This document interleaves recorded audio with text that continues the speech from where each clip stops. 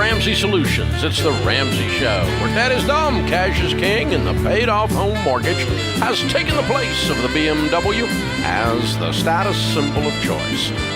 We help people build wealth, do work that they actually love, and create real, amazing relationships. Christina Ellis, Ramsey personality, #1 best-selling author, is my co-host today as we answer your questions about your life and your money. It is a free call. The number is 888-825-5225.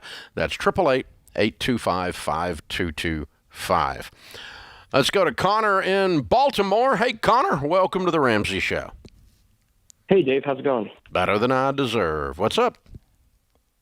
So basically, I just graduated 2 years ago. I lived at home throughout that whole time, did the commute thing, saved as much money as I could.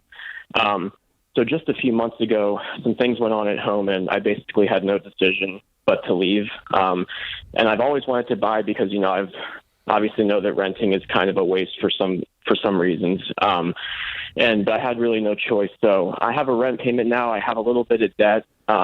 But I'm in a salary position and a good career ladder, and I guess I'm just kind of wondering overall how I can posture myself to put myself in the best position moving forward. Cool. What do you do for a living?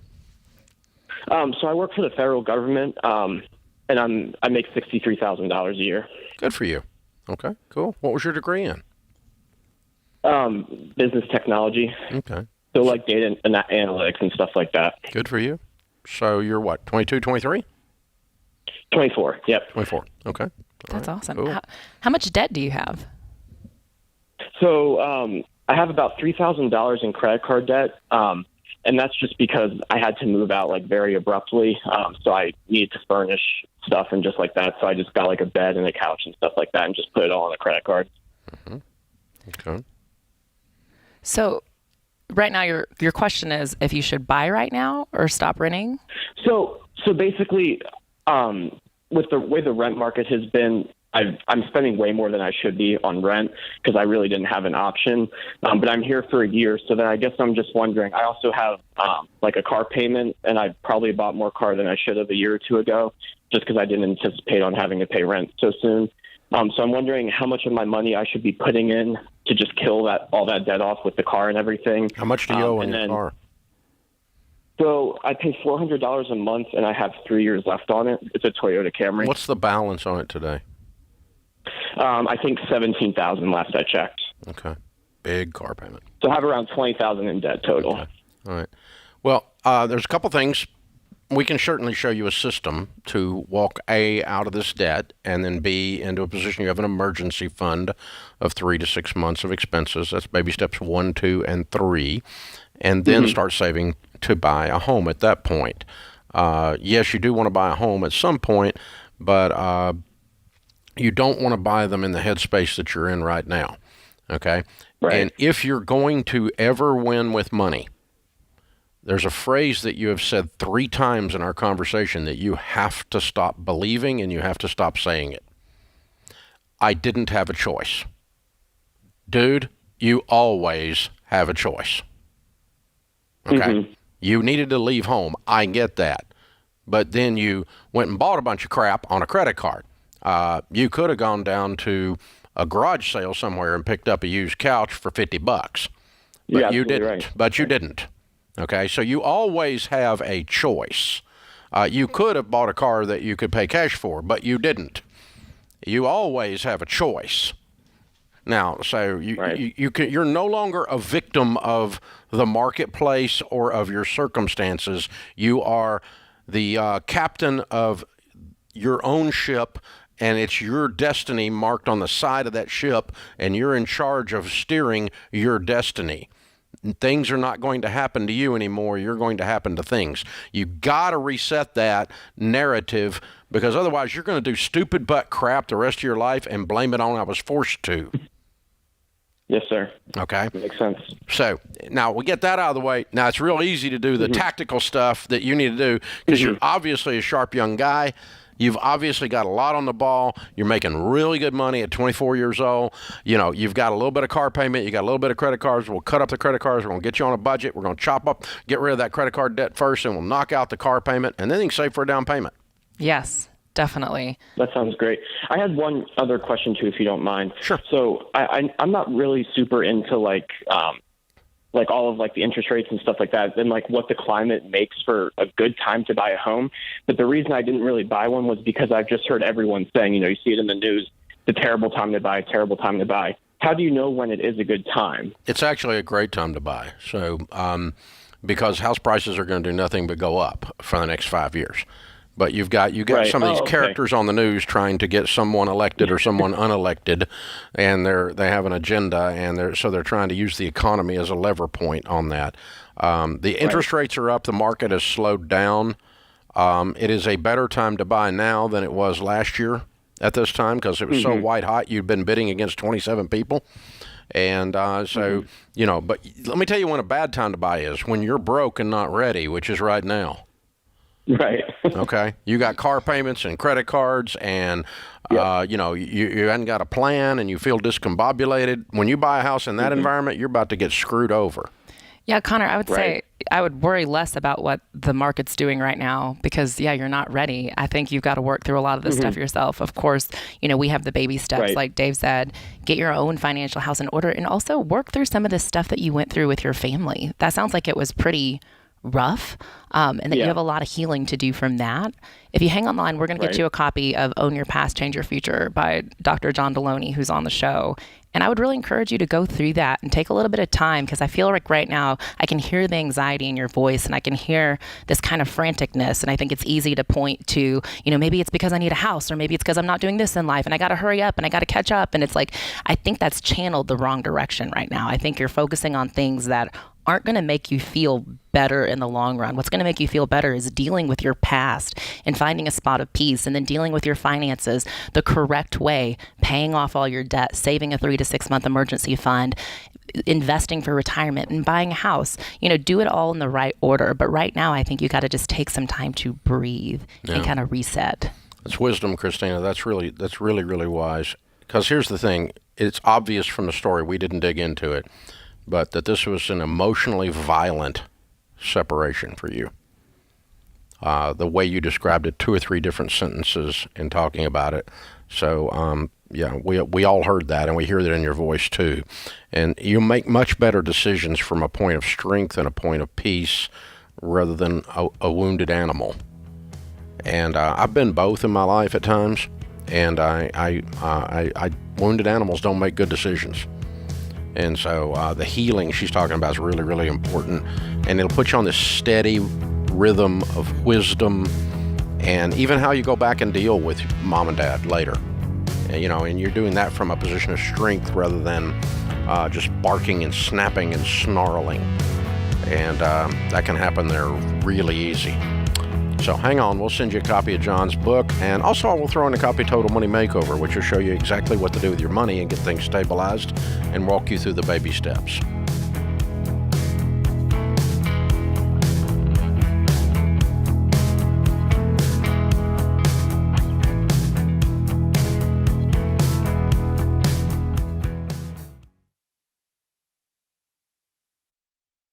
Life is full of firsts.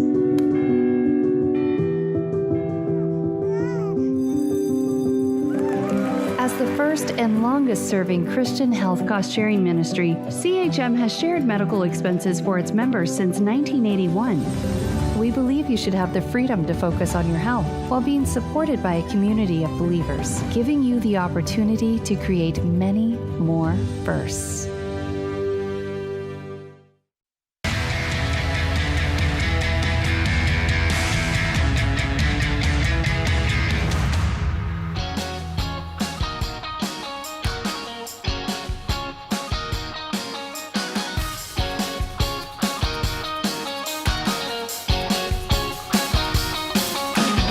Number 1 best-selling author, Ramsey personality, Christina Ellis is my co-host today as we answer your questions about your life and your money. Thank you for being with us. How many times have you found yourself saying one day when you're thinking about a goal? One day I'll be able to buy a house. One day I'll write a book. One day I'll be happy with my career. One day I won't be deeply in debt. One day I won't have to battle with anxiety anymore. Well, stop waiting around. Whatever your one day is, you need to act on it Otherwise, you're going to kick the cans far down the road. You run out of road. You need to get with this.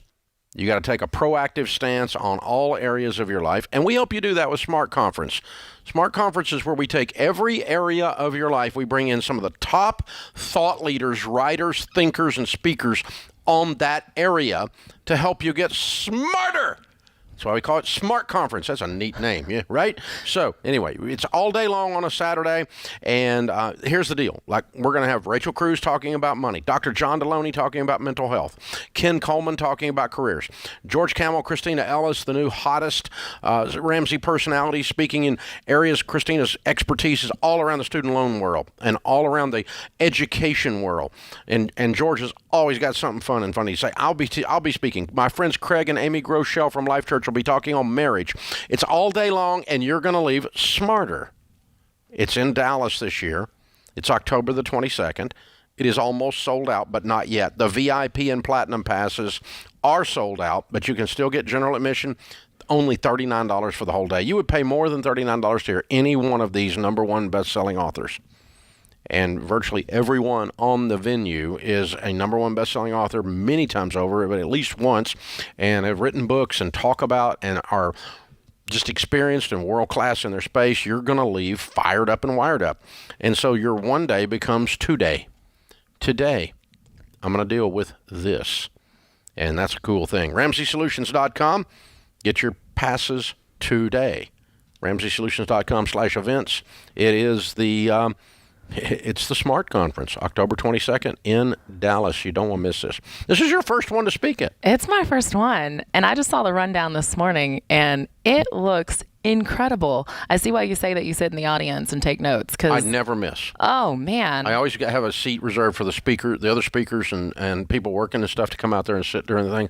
Because, I mean, we've had all kinds of people, Craig Groeschel, Amy Groeschel. I mean, Rachel Cruz is my daughter, but I always learn something when she speaks, Ken Coleman, he's always got something going on in that brain of his. And Deloney, good Lord, he's got more degrees than a thermometer.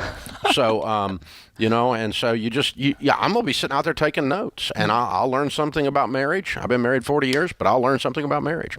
And I'll learn something from every one of you when I'm sitting out there. And if I can learn something, if these are the people I learn from, then I know you people out there listening can learn from them.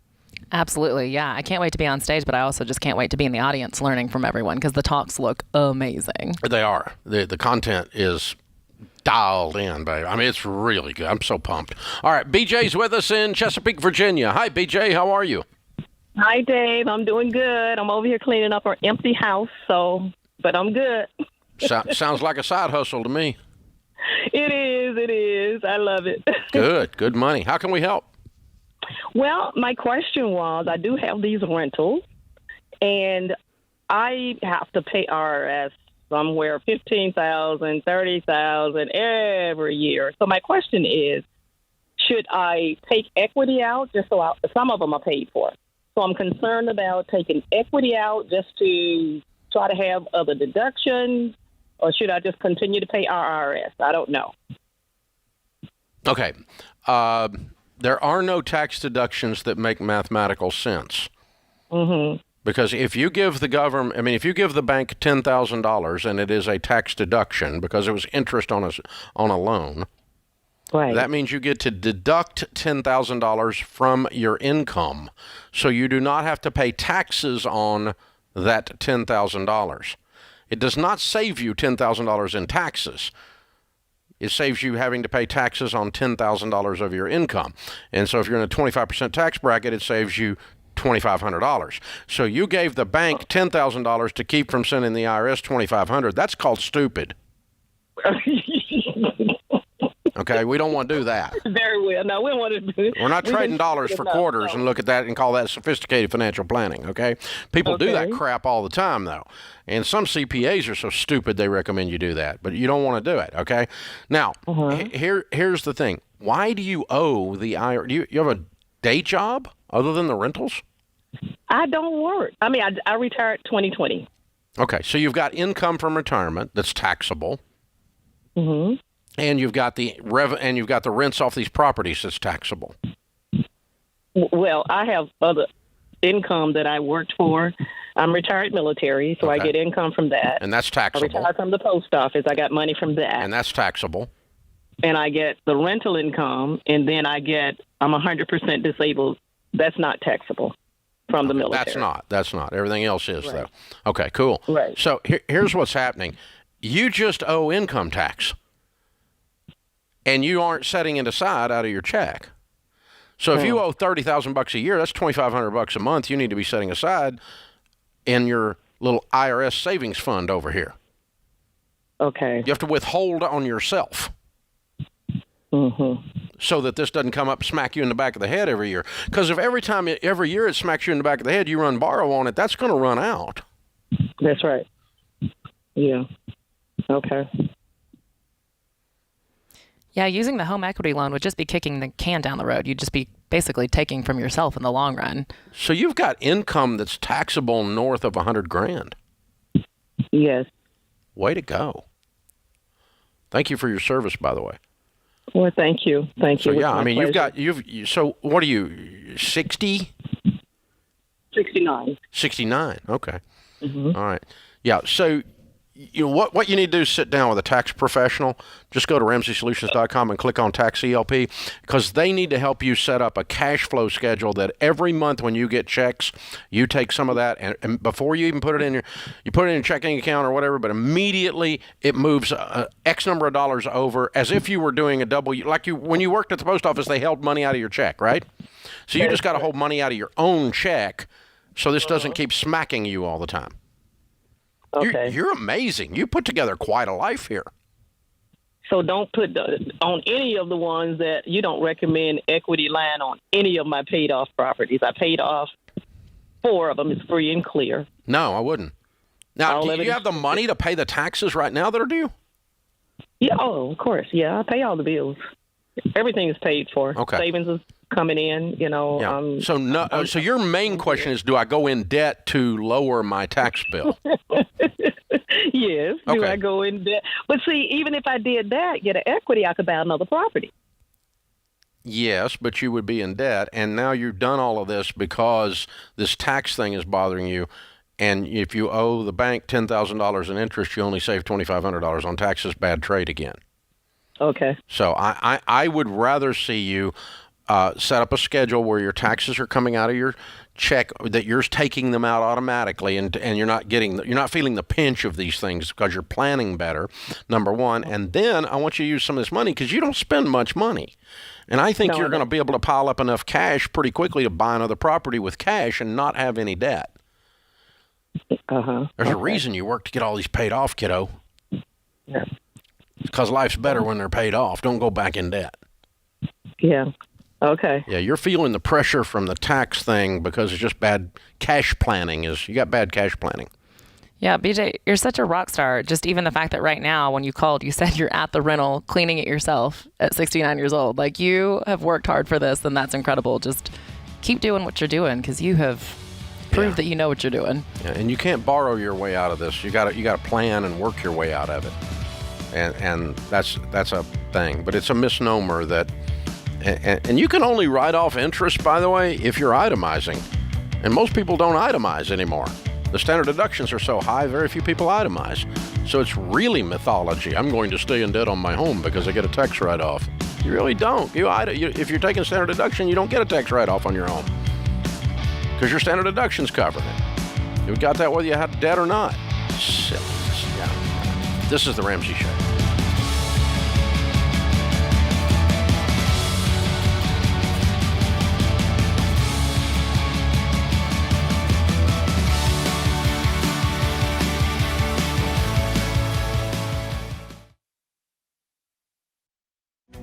If you're looking for ways to update your home without blowing the budget, I've got it. For years, I've been telling you about our friends at Blinds.com. Blinds.com makes it simple to shop top quality blinds, shades, and interior shutters from home with easy online ordering and free shipping. With Blinds.com, there's no need to renovate your entire home. Just change out what's on your windows with upscale choices like faux wood blinds, cellular, and roller shades shades, or even outdoor shades. Plus, Blinds.com guarantees the perfect fit, whether you do it yourself or you have them measure and install everything for you. Shop their latest looks and see how much you can save at Blinds.com today. The easy and affordable way to make your home more beautiful is Blinds.com.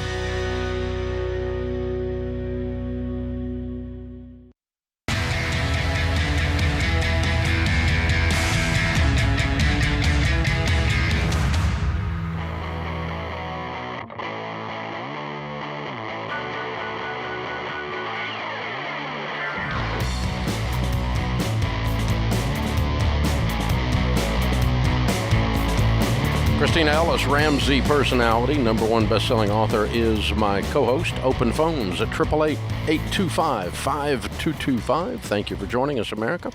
Amy's with us in Dallas, Texas. Hi, Amy. How are you? I'm great, Mr. Ramsey. How are you doing? Better than I deserve. What's up? I think it's a quick question. I know you stress mutual funds, but I was just curious. If I have researched and both have a proven track record of 10 to 12% growth over the long haul, does it matter if I choose an ETF or a mutual fund, really? No, they do about the same thing. Okay. Yeah. Yeah. The thing you don't want to get into, and if you're reading about ETFs and you go down the rabbit hole on one of these stupid Reddit threads or something like that, then you may find people using ETFs to try to time the market and jump in and out. Never gone on Reddit my whole life. So. Good. That's a wise thing. I haven't gone back in a long time, but my team tells me from time to time stuff that's going on, and but yeah, it's like reading the comments after an article. You understand why some species eat their young, and so, but the dumbest humans on the planet. But yeah, anyway, the ETF. If you get off, I'll use another one. If you go off on one of these stupid TikTok things or something like that, so where you're getting all this financial advice from goobs who are trying to figure out some get-rich-quick thing, okay? Don't use an ETF that way. If you're simply using it like a mutual fund, it basically is a mutual fund. It's kind of how it acts. Okay, great. I mean, it's very, very, very similar. Would you agree with what you've learned about it?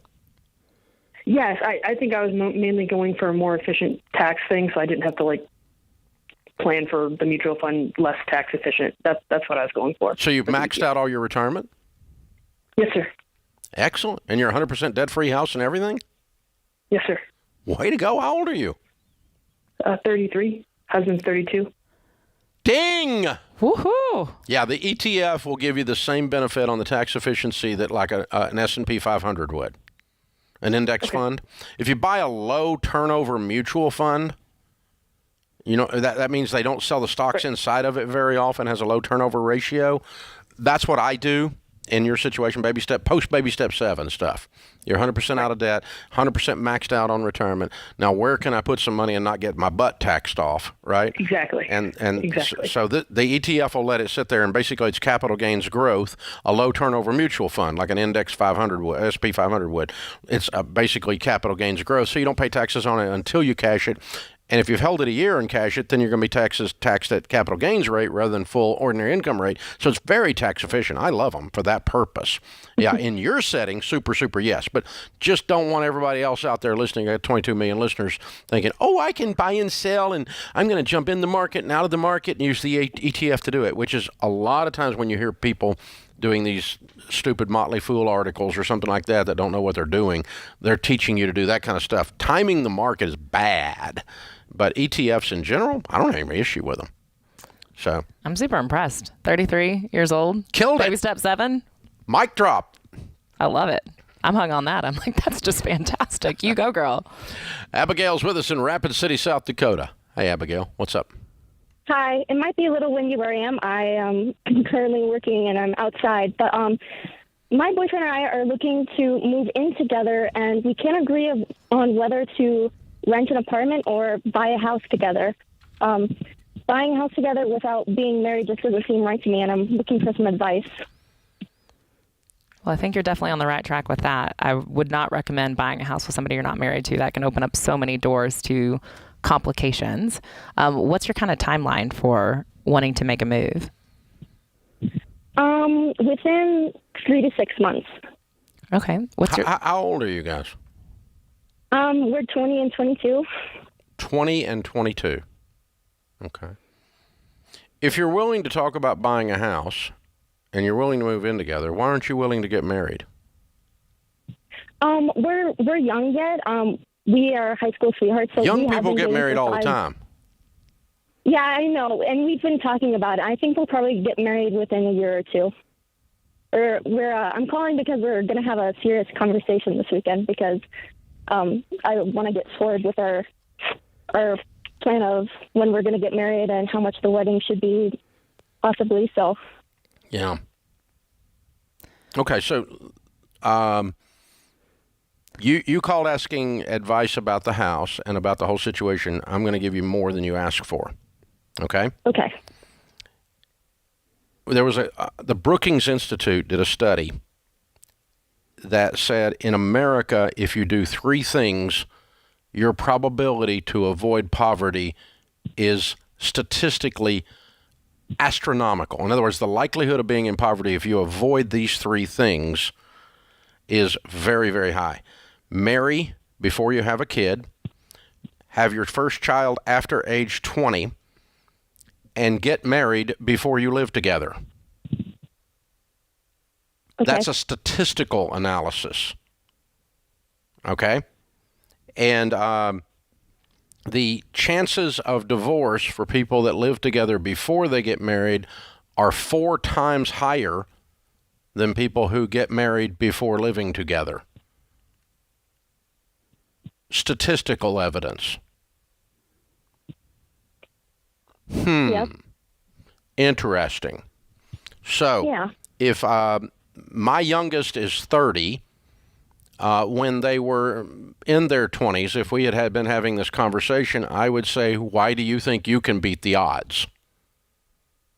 There must be some reason behind all of this. So. There must be some reason behind all this. So if Bubba is willing to sleep with you and buy a house with you, he should be willing to marry you. Mm-hmm. That's my dad talking.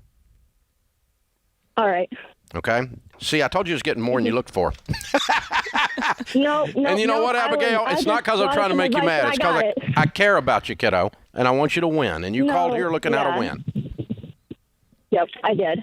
Yeah. So, thank you. So don't buy a house, for God's sakes, with somebody you're not married to, because when you break up, it's very, very difficult. When somebody dies or becomes disabled, it's very, very difficult. Yeah, when someone gets on drugs, it's very, very difficult. Yeah, I thought just like even applying for a loan when we're not married would be complicated, and I just didn't want to do that. And also, we're just dating. I didn't want to have to deal with the burden of homeownership. Yeah. So. Agreed. So, yeah, rent for sure. But you need to consider these other statistics as well. I kind of got the vibe you're not, but that's okay.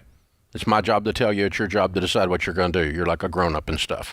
So. Well, and you have a few days to think about it. Like, really take some time, think about it, pray about it, evaluate before you have this conversation, get your own emotions settled. Because, I mean, I think you do have an opportunity to really have some of those harder conversations about where's this relationship going, what's the timeline, and it sounds like, you know, you guys have at least the ability to have the conversation. So if that conversation's happening this weekend, you know, just take some time before it happens to consider what Dave said and see if there's a more wise way to approach it. Yeah. If you're serious enough to make all these big life decisions, then you're serious enough to make a big life decision. So, well, how old were you when you got married? 23. 23. I was 22. Yeah. So young people get married all the time. Mm-hmm. And you've been married how long? 10 years. And I got 40. Oh, that's amazing. So, you know, it works. Yeah. It's an amazing thing. Yeah. And there you go. Well, in successful marriages, they're built on those hard conversations, like being willing to have those hard conversations about, maybe he wants to move in with you or he wants to wait longer to be married, but then you have to have your boundaries as well. The part of your brain you're using to make a permanent commitment when you buy a house is a pretty similar part of your brain that you use to make a permanent commitment when you decide to get married. Because once you're in the house deal, I mean, you got the brand on your forehead. You know, I mean, you're there, and you're stuck in this deal, and so it's a very, very similar set of critical thinking skills that get you there. Now I know you're in love, and I know all this, and I know he's very persuasive. Well, especially if you're buying a house too, like you're signing on a dotted line for that as well. That's pretty intimidating if you're not married.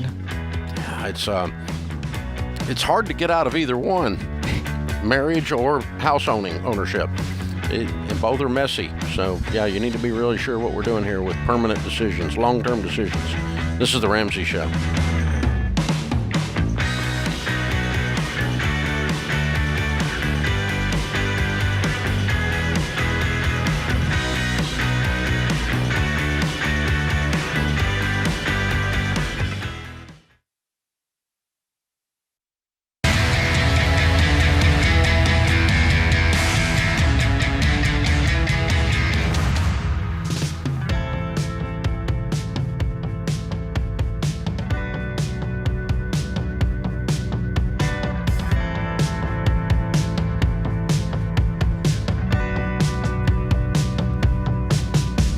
Number one best-selling author, Christina Ellis, Ramsey personality, who's been married 11 years, not 10, is my co-host today. Sorry, husband. So, there's 1 year in there that just didn't count. It wasn't much of a year. It's kind of boring year, not much going on. I blame mom brain. Mom brain. Oh, okay. All right, there you go. That's it. Open phones at 888-825-5225. Kelly is with us in Baltimore, Maryland. Hi, Kelly. Welcome to the Ramsey Show. Hi. Oh, my gosh. It's such an honor. Thank you for having me. Our honor, too. How can we help? I am drowning in student loan debt. I have $300,000 in student loans.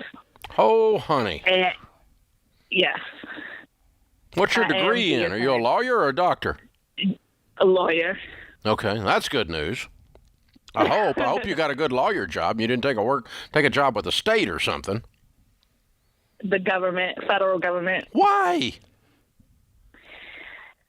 Work-life balance. So. Work-life balance. You got $300,000 in debt. I know.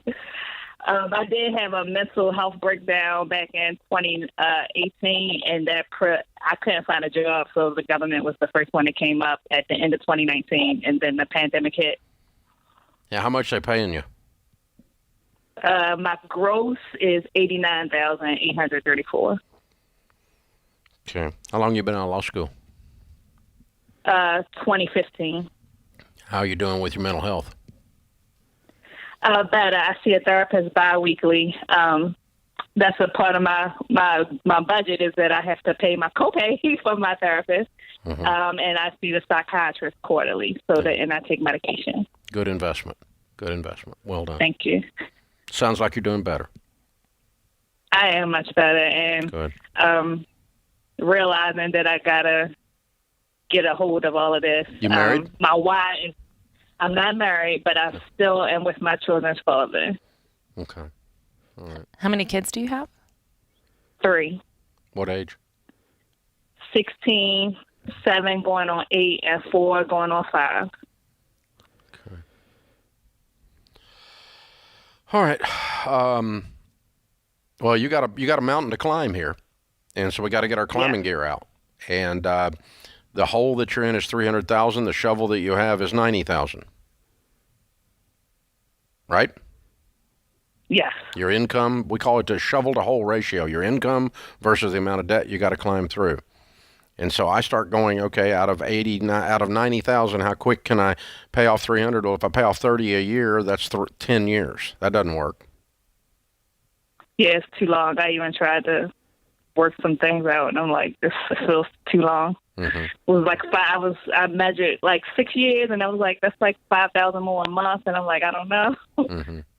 I do try to work on the side. I need to, I do probate and some estate planning, but it just been slow going. Mm-hmm. Only 500 there, 500 there. Mm-hmm. So now that things are settled a bit after 2018 and the pandemic and everything, are you open to finding a different job that maybe pays a bit more? I did not think of it. No, I didn't. I am open, but I did not think of it. Yeah. Okay. Because you need to. You could probably make 160. You could probably double your income, 170. if you got out there in private practice. And I mean, it might take a little bit of time to get there, but you're not going to get there in the job you're in. And you need a bigger shovel, mathematically. The arithmetic tells us that. Because if you could put 80 on this, you'd be done in 3 or 4 years. But you can't put 80 on it when you make 90. Right. You can when you make 180. And yeah, there's going to be some work-life balance, but I'm going to go with some work-life balance. Like mom's going to work because mom has a mess, and I'll see you in about 3 years. Well, and especially if you make that shovel bigger, then it's less about side hustling and working 80 or 90 hours to try to... Well, it might be at a new law firm, a private law firm. True. They might put her in the... That's true. And lock her on the 5th floor and not let her out. But at least you'll have the income there. Like your salary will be a lot stronger than what it is currently. The probability of you getting this mess cleaned up increases the more you can shorten how long the pain is going to be. And so I for your sake, I think you've got to reconsider how you can go make double what you make, or, almost double what you make, and throw all the difference at it. Because I mean, does it not sound pretty appealing to be out of debt in 3 or 4 years? Yes. I mean, I would give up a lot of stuff to do that. I would give up a lot of a sacrifice to do that. When we started this company, my kids were your kids' age or younger. And for 3 years, my wife will tell you she was virtually a single mom when we started this company. But if you work like no one else, later you get to work like no one else. And if you live like no one else, later you get to live like no one else. And here's the thing. The amount of time that human beings in America waste in front of the television will really cause you to prosper alone. And you can't call sitting in front of the television work-life balance, because children aren't getting anything out of that, except watching mom and dad zone out, watching Netflix and Tiger King. And so, I don't recommend working 80 hours a week and never seeing your children as a way of life.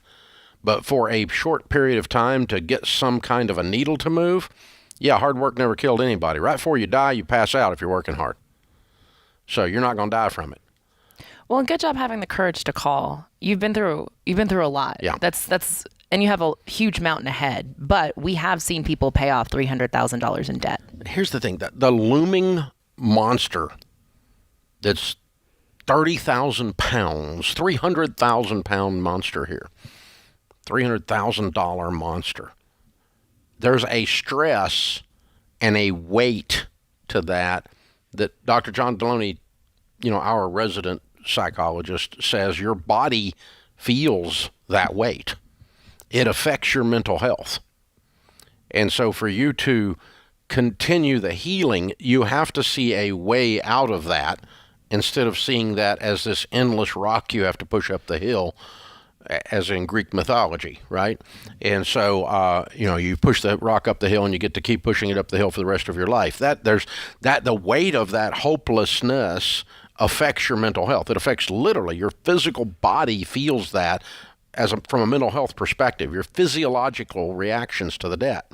And so, you even if the news is hard, hope that it's going to be over soon. I can deal with the hard news. Right. Yeah. The human mind can deal, psyche can deal. So my point is, it's going to help your mental health to have a plan that gets you out. Right. Yeah, the idea of carrying around $300,000 in student loan debt for the rest of your life, that sounds terrifying. I think anybody would feel that pit in their stomach, and just a rough feeling like that monster is chasing you and it's right there all the time. But yes, there is hope. This is scary right now, but you can tackle this. You can tackle this mountain as hard as it is. I think especially given the career that you're in, given that you can get a bigger shovel and really attack this. I understand how you got to the career, and I'm not shaming you for that. I would tell you not to stay there, though, because I think it's good for you, good for your finances, good for your kids, good for your mental health, good for your career, for you to go make a big pile of money and get this mess behind you. Yes. And so that's why I'm saying all of this. It's not just to get you out of debt, because there's so much more to this picture. And but it's the number of families that we have had with small children that both spouses, the kids ended up at grandma's half the time because they were hustle grind. They're working 2, 3, 4 jobs, and 18, 24, 36 months later, they've cleared all the debt. Now they can work 40-hour jobs the rest of their life and become very, very wealthy. And the kids are not harmed by that because it's not a permanent way of life. We're not working for the wrong reasons. We're working for a short period of time with intensity, with gazelle intensity, for focus, to get it knocked out. That does not harm your children. No, and those are the best debt-free screams. When we hear them in here just yelling at the top of their lungs that they did it, it is so powerful. And we hope to see you here, Kelly, in a few years. Amen. Amen. This is The Ramsey Show.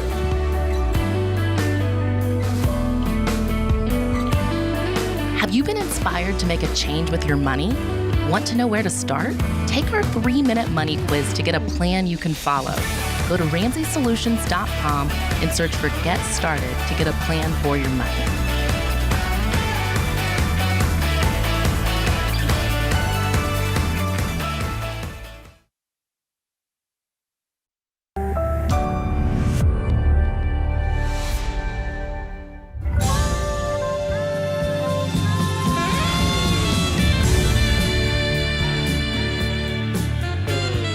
Live from the headquarters of Ramsey Solutions, it's The Ramsey Show, where Dad is dumb, cash is king, and the paid-off home mortgage has taken the place of the BMW as the status symbol of choice. We help people build wealth, do work that they really love, and create actual amazing relationships.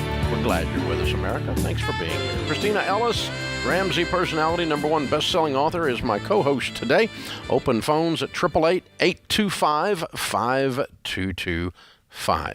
Daryl starts off this hour in California. Hi, Daryl. How are you? I'm doing fine. Good. How can we help?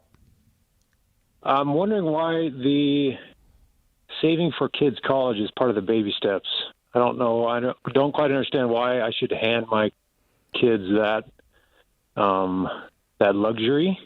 Just give it to them. I feel like if I build in the expectation that they can work at it and do it themselves, then it'll mean more and it'll actually get them further in their life and their career.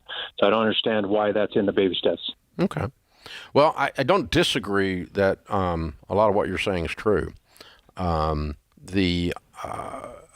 I will put out, you can teach people, yes, if you work your way through and if you learn self-reliance, and you and I are cut out of the same kind of cloth. I don't disagree with your sentiment at all. The other thing, though, is I've actually proven that paying for your kids' college doesn't ruin them, because I paid for mine, and mine are all three very productive, very ambitious, scratch claw, right, have good work ethic, good character, love God, love their spouses, take care of their kids, and so on. They all three turned out. So I didn't ruin them by paying for their college.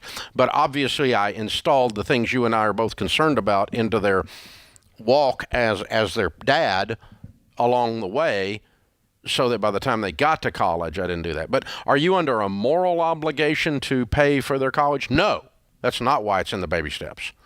If you don't want to, under the auspices of what you're saying, I wouldn't disagree with you. I think you're fine doing that. But I would disagree to say it's the only way they turn out is if you make the road hard for them. That's not true. No, I agree with that. Yeah. Well, we meet so many parents who are, they have students in high school and they wish that they could pay for their kids' education, but they didn't think about it in advance. So this really kind of gets people thinking early on, if that's a desire for them to pay for their kids' college education. It gets them thinking early on, how are we going to do this financially? How can we save in the right way in order to make that dream a reality? And of course, it's not every parent wants to pay for their kids' education. A lot of people get scholarships. I had to pay for college on my own. And that's the journey for a lot of people, but a lot of parents do want to pay for it, and then they get to the, junior and senior year, and it's kind of a little bit too late in their savings plans. So then their kids end up in a lot of student loan debt. That's why student loan debt is one of the largest debts in America right now. So it's really just trying to help students avoid that. Yeah, the Right. Exactly. So Christine and I would both agree with you. We both did the thing. I mean, her dad passed away when she was a little girl, and so her mom was a single mom, and so her only way to go to college, her mom sat her down and said, "We got to get scholarships." So she became America's leading scholarship expert in the process, and got $500,000 worth, and scratched and clawed, and not only got a degree but got a postgraduate degree, and took care of every bit of it herself. Her mom didn't pay a dime of it, and it didn't hurt her. Yeah, it's one of the reasons she's able to sit here at this table at her young age, because she's got the stuff, that you're talking about, Daryl. So that's all really, really good. And so I would agree with you that there is no moral construct that requires them to be in the baby steps. But you would have to agree with me that the vast majority of people say, I would like to save something and help my kid go to college. And so we need to give them a vehicle, a place to do that, an order in which to do that. And that's why it's baby step 5. But it's not baby step 4. Yeah, you have to can't afford it, honestly. Do what? Honestly, I just can't. It's not financially responsible for me to be saving for that. There's too much else that I need. Those numbers need to go somewhere else. Well, I mean, I'm still 12 years out plus even, but there's no way it'll pencil out. I mean, I could save some toward that. Yeah. Well, that's okay too. I just, yeah. But it's not there. It's not there to guilt trip you and say you're a bad dad. I should do it. It's not to say you're a bad dad if you don't. Well, and there's no shame in saying you can't. I mean, that's what my mom said to me, is like she just couldn't afford it. But even if I could, should I? No, not necessarily. It is not a moral obligation. And to your point, it's right. Now, I will tell you this.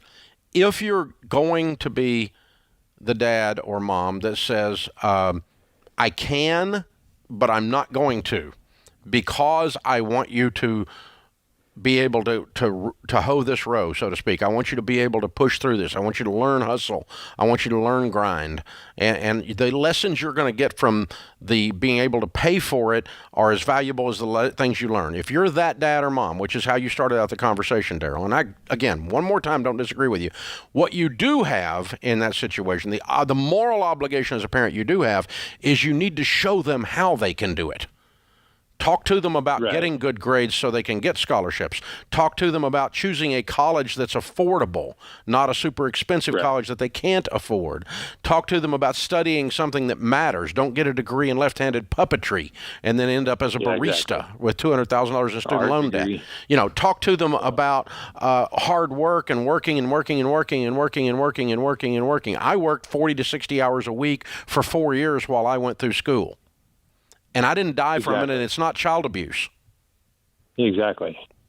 Yeah, and I'm right there with you, Dave. That was one of my thoughts, is just one of the best gifts that my mom gave me when she told me that she couldn't afford my education. The fact that she sat down with me after that and said, okay, so this is where we are financially. I can't pay for your college, but she's a coach and a cheerleader. Exactly. She walked me through it. She gave me ideas. She helped challenge me. Good luck with that. Right. Sorry about your luck. Or she didn't wait till senior year and then say, sucks to be you. Yep. Yeah, no, it didn't do that. Yeah.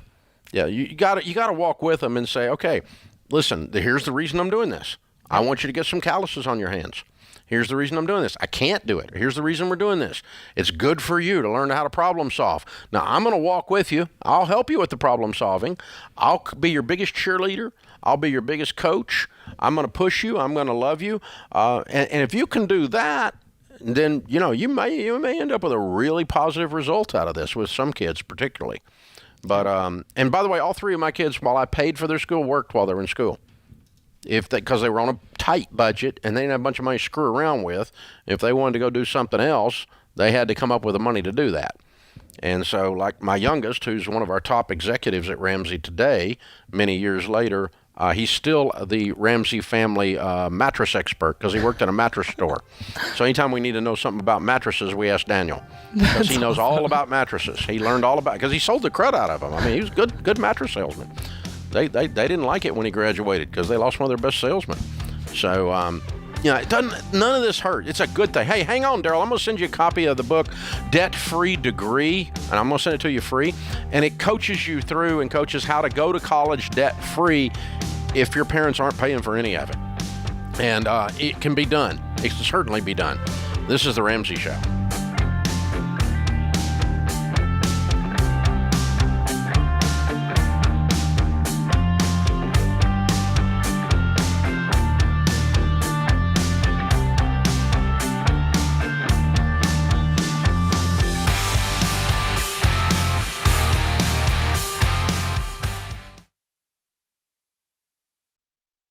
Look, I love real estate, and I want you to have a house, but I don't want a house to have you. That's why you need to get in touch with Churchill Mortgage to make sure you do this right. These guys are awesome. They'll help you get on a smarter mortgage plan because they're committed to doing what's right for you. That means they check in every year with free consultations to help you stay on the right plan. They show you how to save money and interest so you can build wealth faster. They walk you through the total cost of your loan so you can make the best choice. Basically, they care. That's why we call them Ramsey Trusted. You can achieve debt-free home ownership, and Churchill is here to help.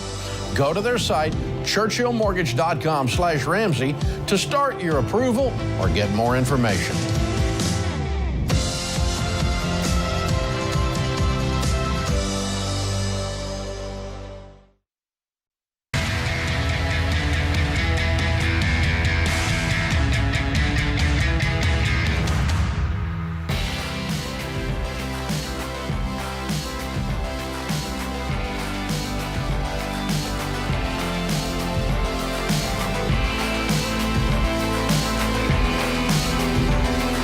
Christina Ellis, Ramsey personality #1 best-selling author, is my co-host today. Open phones at 888-825-5225. I think it's important to circle back to that last call for just a second because I really appreciated where Daryl was coming from on a couple of different fronts. One is it's not a moral obligation for you to pay for your children's college education. You haven't been a bad parent if you didn't. And two, if you're in a position like your mom, or like Daryl was saying, he was having trouble putting the money together, we need to say really, really loudly, but since it's not a moral obligation, you're not a bad parent, it's not like you didn't feed them, it's not like you didn't clothe them, it's not like you didn't keep the heat on. Now, those are your responsibilities. Hello, moms and dads, right? But paying for stuff for them, it is, he called it a luxury. It is a luxury. And so the number of times I've been sitting at the end of a stage after a seminar signing books, and a lady, particularly ladies, I see it, will come up that are single moms, and they're just overwhelmed with the weight of that they're a bad mom because they have no money to pay for their kids' college. Because they're working 3 jobs just to eat a lot of times. And then somehow the culture has put this thing on them: if you don't save for college, you're a bad mom. Your mom's, she's more like me. She's like, I don't care what anybody thinks. I don't have any money, and so we're gonna figure this out, But she wasn't burdened by guilt, I don't think. No, I don't think that was her style, or is her Not style. Yeah. But I mean, I see these people who are sweet, and I'm not saying your mom's not sweet. I'm saying they're not coming at this with the same way Daryl was or your mom did. They're coming at it and going that the weight of I've got a 16-year-old, I make $34,000 a year, I have no money, and thereby I'm not paying for college. The arithmetic tells us that, and then they internalize this message that they're a bad mom or a bad dad, and you're just not. That's just not true. It's just not true. Well, and we even meet people who are, towards the end of their baby step 2, they're paying off debt, and they didn't know to save. They didn't plan to save early on, and they also feel that shame. They feel like, man. They got a 16-year-old, and they're not going to have $200,000 saved. They're not going to have $100,000 saved in a year and a half before the kid goes to college. They're just not. So you have to do the other things. And so that's where the debt-free degree book came from. And it's helped a lot of people. Your book that you did, Confessions of a Scholarship Winner, I say that right? Yep.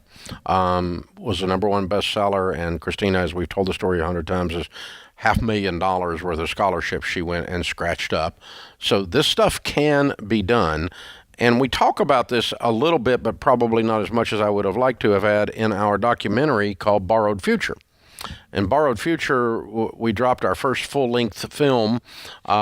It became a big deal last year. It's still out there. You can still watch it on Google Play, Apple TV, Amazon Prime, and it's a full-length, world-class documentary on the horrible condition of the student loan, the epic crisis that is the student loan industry.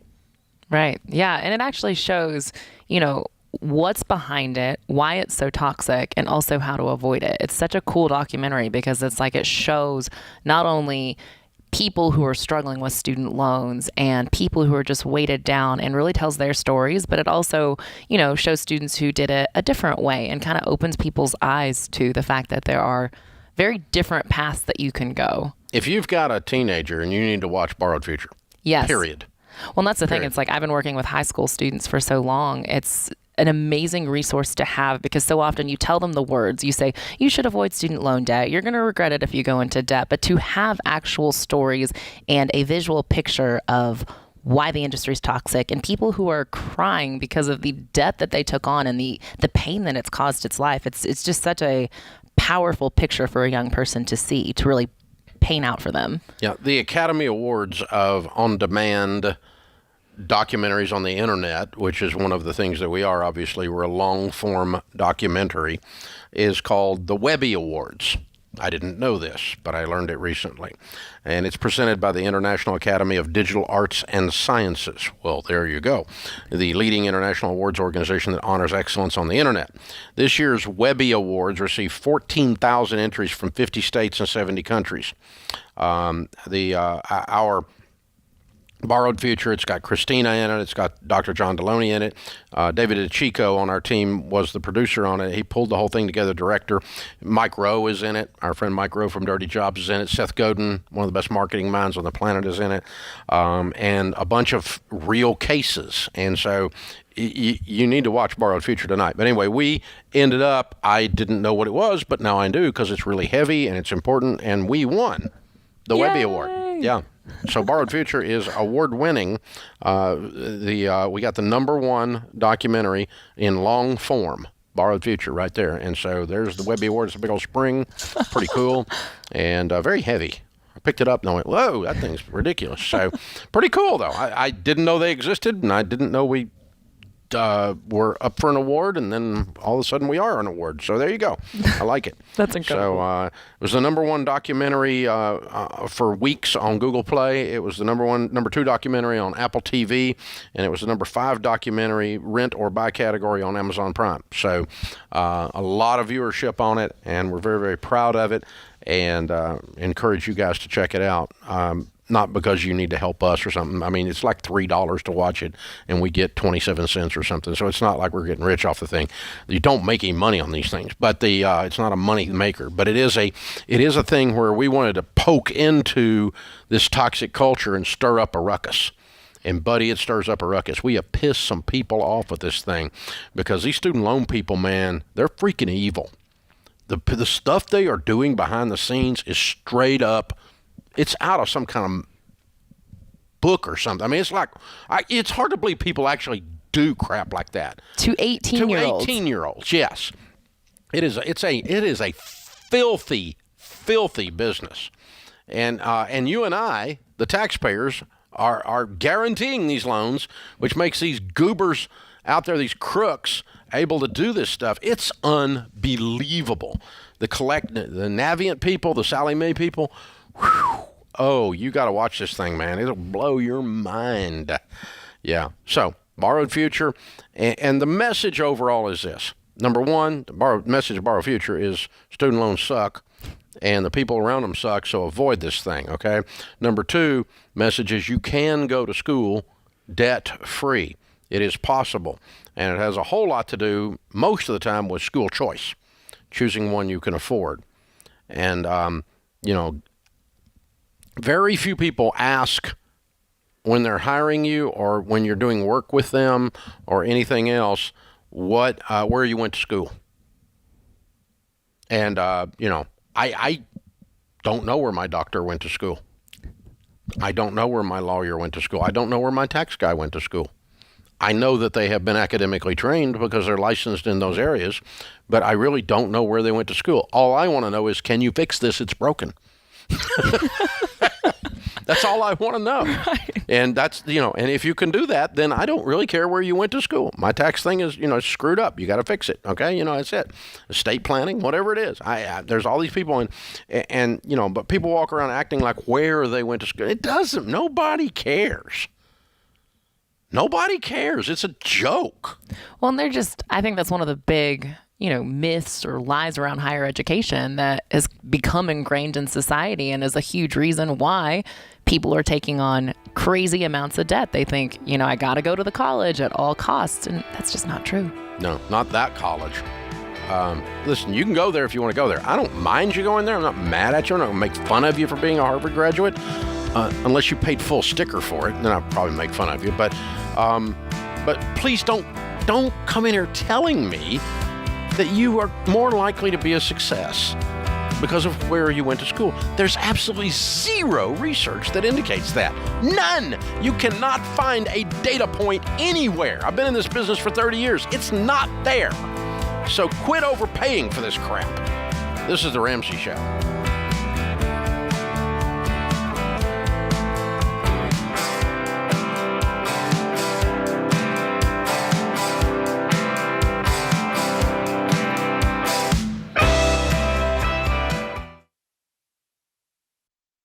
Chaos. That's what it can feel like when your business is growing so fast you've outgrown your financial and accounting software. The faster you grow, the more likely you are to lose control of the numbers. And here's the reality. If you don't know your numbers, you don't know your business. That's why we use NetSuite by Oracle, the #1 cloud financial system. Over 28,000 companies use NetSuite by Oracle, including Ramsey Solutions, because NetSuite gives us a single view of everything we need to make daily decisions. Whether you're making a few million to hundreds of millions a year, NetSuite gives you the visibility and control of the things you need to grow, like your financials, inventory, HR, planning, budgeting, and more, all in one dashboard. Go to netsuite.com/Ramsey right now to get their free white paper. Jumpstart your CFO career.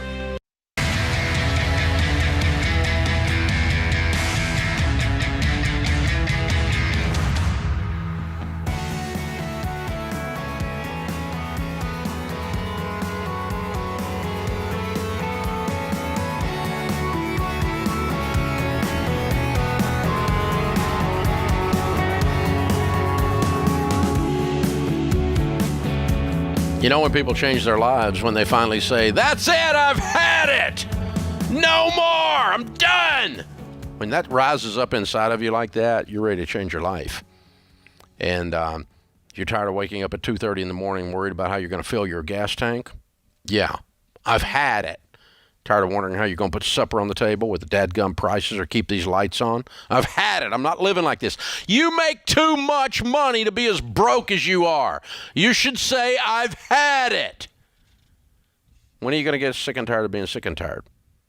Well, for a limited time, we're bringing back the Ramsey $10 sale. You can get your hands on our #1 best-selling books, like The Total Money Makeover, that's helped 8 million people at this stage of the game. That's if only one person ever read one book, but multiple books out there. And we're making it easy to get expert help. You get free financial coaching with any purchase on any of these books. That's pretty cool. And you can talk with a Ramsey Preferred Coach about your specific money questions and plans. They'll help you make goals to stick to them so you can go from I've had it to I've got this. Enough with the worrying. Enough with everybody else controlling your life. Enough with the disgust when you look down to see how much you make and you're still broke. Enough with the losing sleep. Take control of your money. Get your life back. Get one of these books at the $10 sale at RamseySolutions.com or get your butt in Financial Peace University and get this stuff turned around. It's time. It's time. You've been dancing around the edges of this stuff and you're ish, and ish is a wish. I didn't know financial coaching was included. That's a sale huge. We're running right now. We've never done that before, and it's going zoom. People are loving it. Because they get a free coaching session. Because everybody wants to, they don't want to call in on the show because they're afraid I'll be mean to them. But our coaches are nice, and so I'm not mean to you. I just love you and tell you the truth, and I don't have a lot of time, so I tell you real fast. That's all it is. But yeah, that's the thing, and the other financial coaching is a deal. With a $10 book, hello. Yes. The book's already a $30 book, hello. So, a hardback, this is a book you'll keep on your shelf for the rest of your life. I got books that have changed my life. The information in them changed my life. And they got sticky notes and highlighters that are on my shelf. I'll never give those books away. There's some books, when you move, you throw them all out. You give them to Goodwill or whatever. But not those. Not those. Alex is in New York. Hey, Alex, welcome to the Ramsey Show.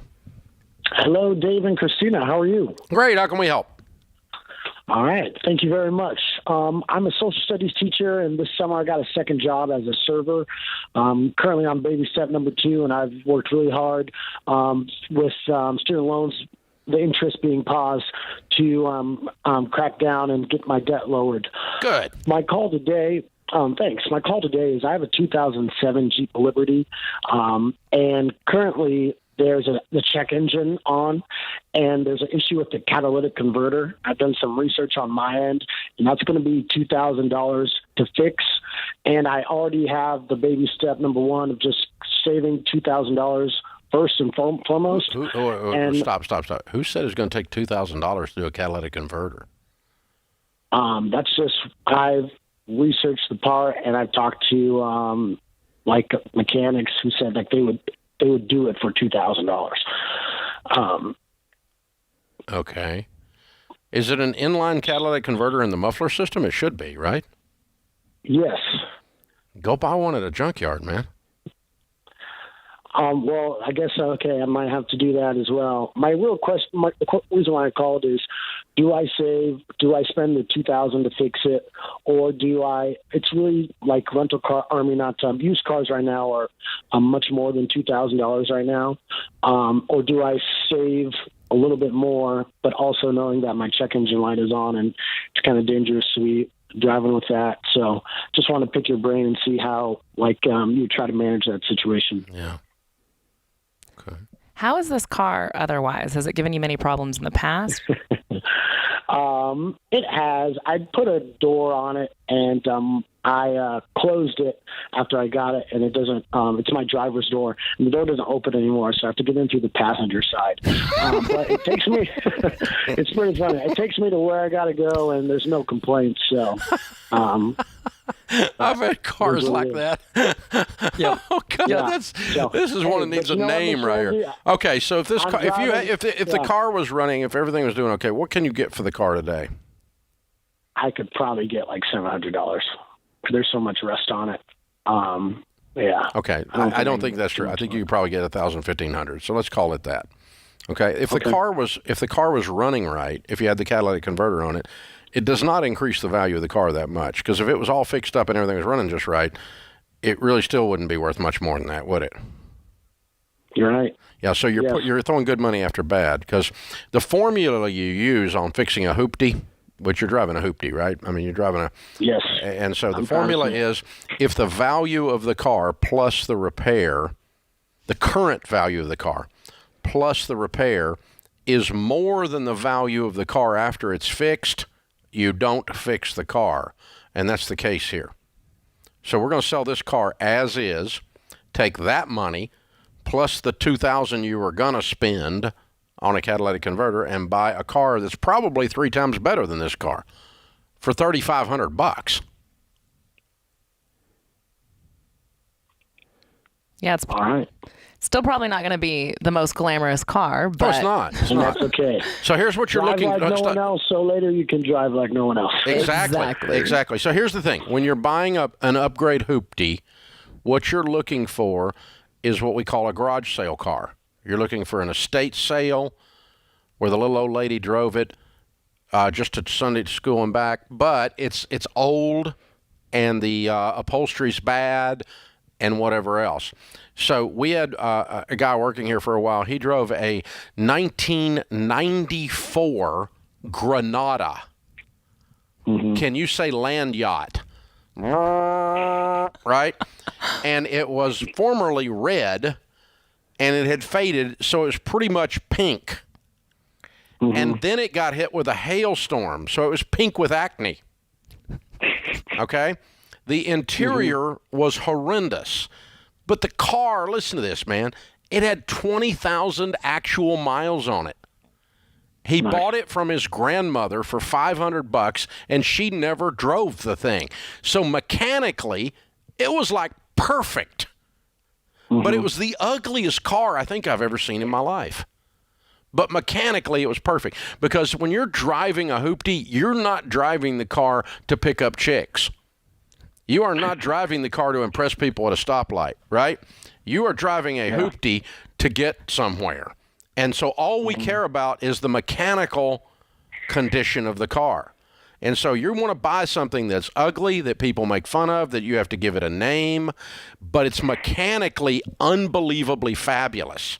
And you call it Old Blue or Big Red, or the one I had was a 1978, when I was going through bankruptcy, a guy loaned me, I didn't even buy it, he loaned it to me, a 1978 Cadillac. The predominant color on the thing was Bondo, but it was lights out mechanical.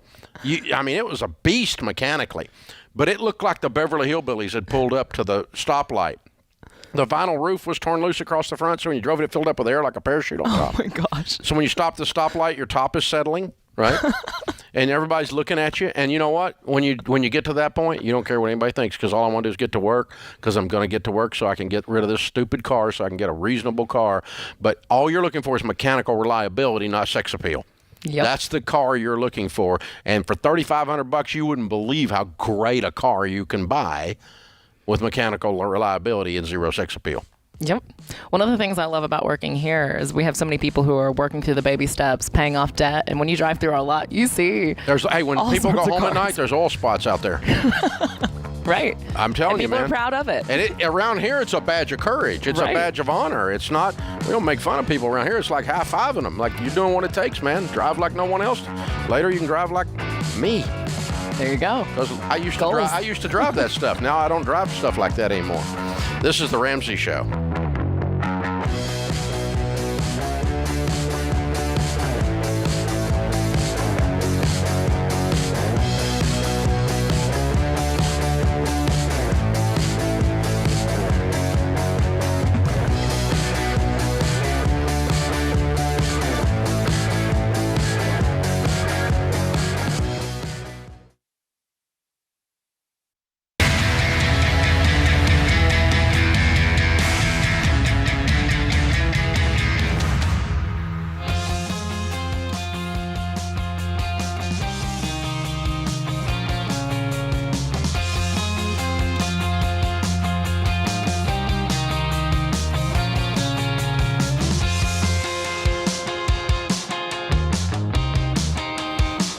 Christina Ellis, Ramsey Personality, is my co-host today. Open phones at 888-825-5225. You know, I want to keep on this car thing for just a minute because it's so interesting. One of the things I emotionally realized somewhere along our financial journey, and it wasn't with the Cadillac that was all to pieces with Bondo or any of that, but it was after that. There's something about purchasing a car. It's a very expensive thing. It's one of the largest things we buy other than our home, money-wise. Most people, anyway. And but we have this sense that a car purchase is and I think it's because of the amount of money, and it also takes up a large physical space. It's not a tiny little item. It's a big thing, right? Right. I guess it's those two things, but somewhere in our psyche, we ought to ask Dr. John Deloney about this, see if he could tell us what happens. But my theory is because of the size of the money and because of the size it physically takes up, it's one of the larger things in both of those categories we do, that we have this, we assign too much permanence to the purchase of a car. We buy a car like we're going to drive it 40 years, and nobody does. And if you buy a bad car, sell it. It's just a car. Get another one. But our emotions don't work that way. Very few people change cars like every year. Very, very few people. And I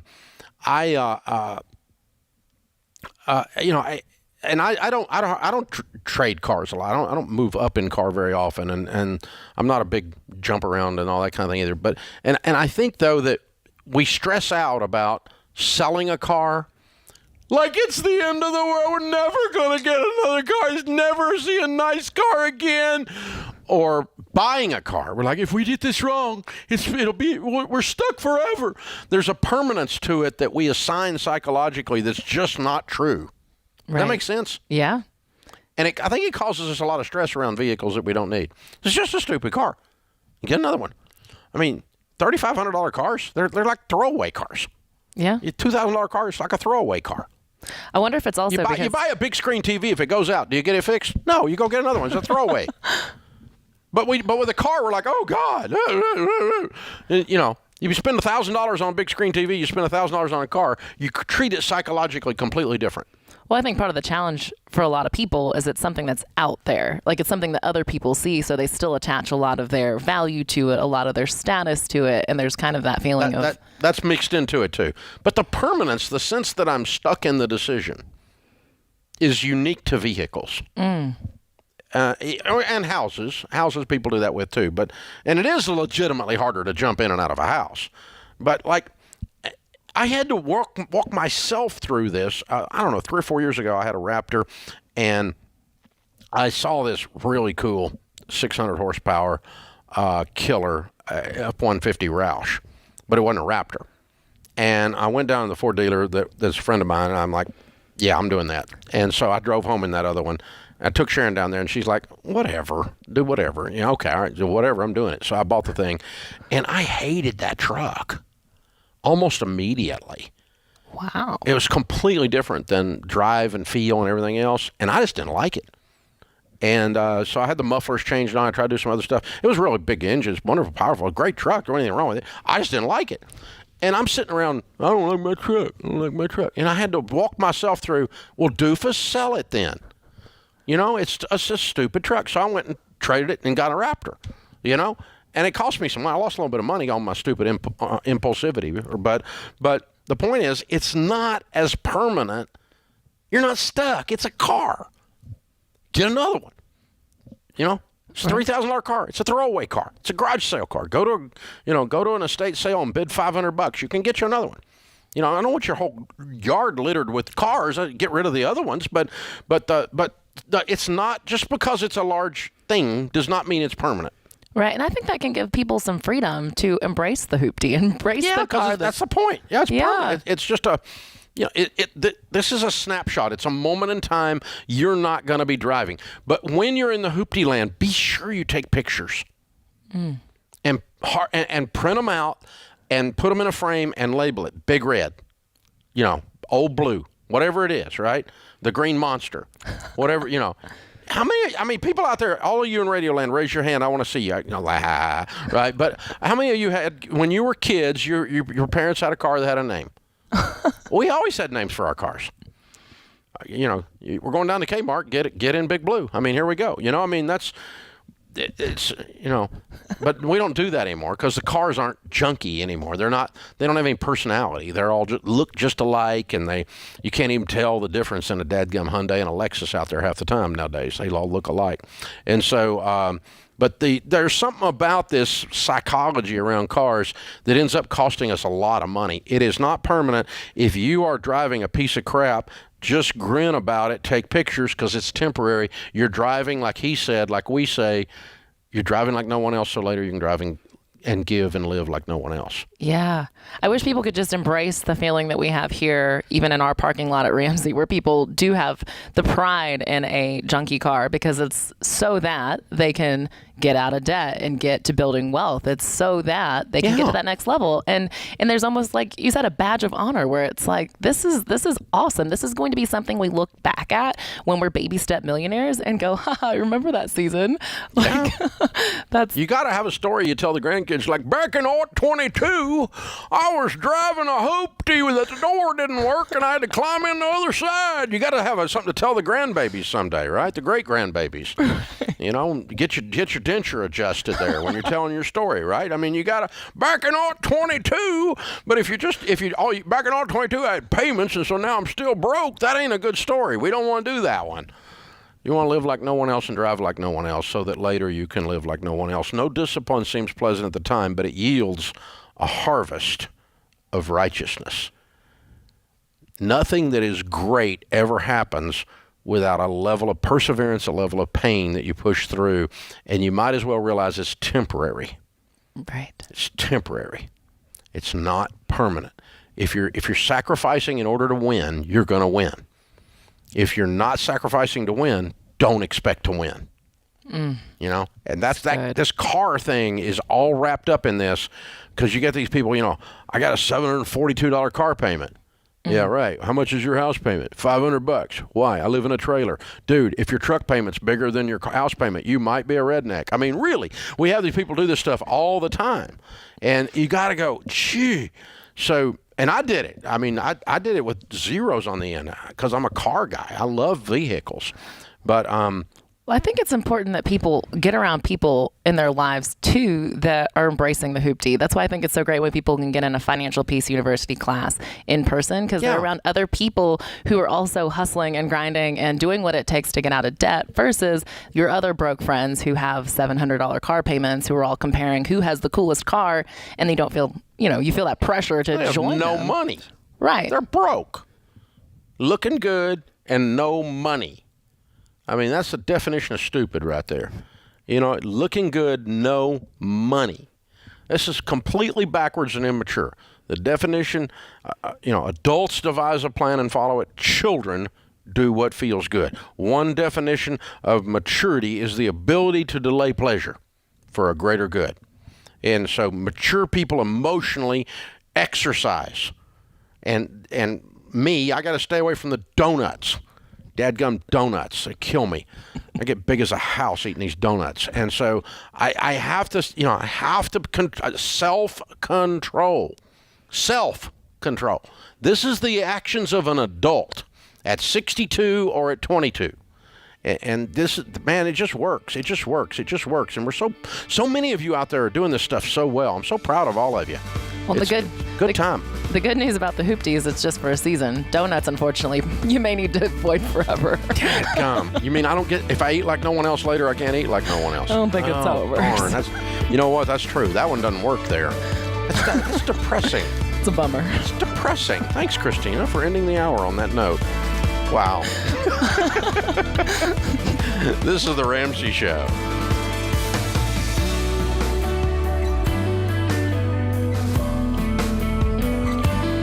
Dave here. You can find all of our shows with the Ramsey Network app on your smartphone. It's the only place to listen to the entire back catalog of episodes. Download the Ramsey Network app in your favorite app store today.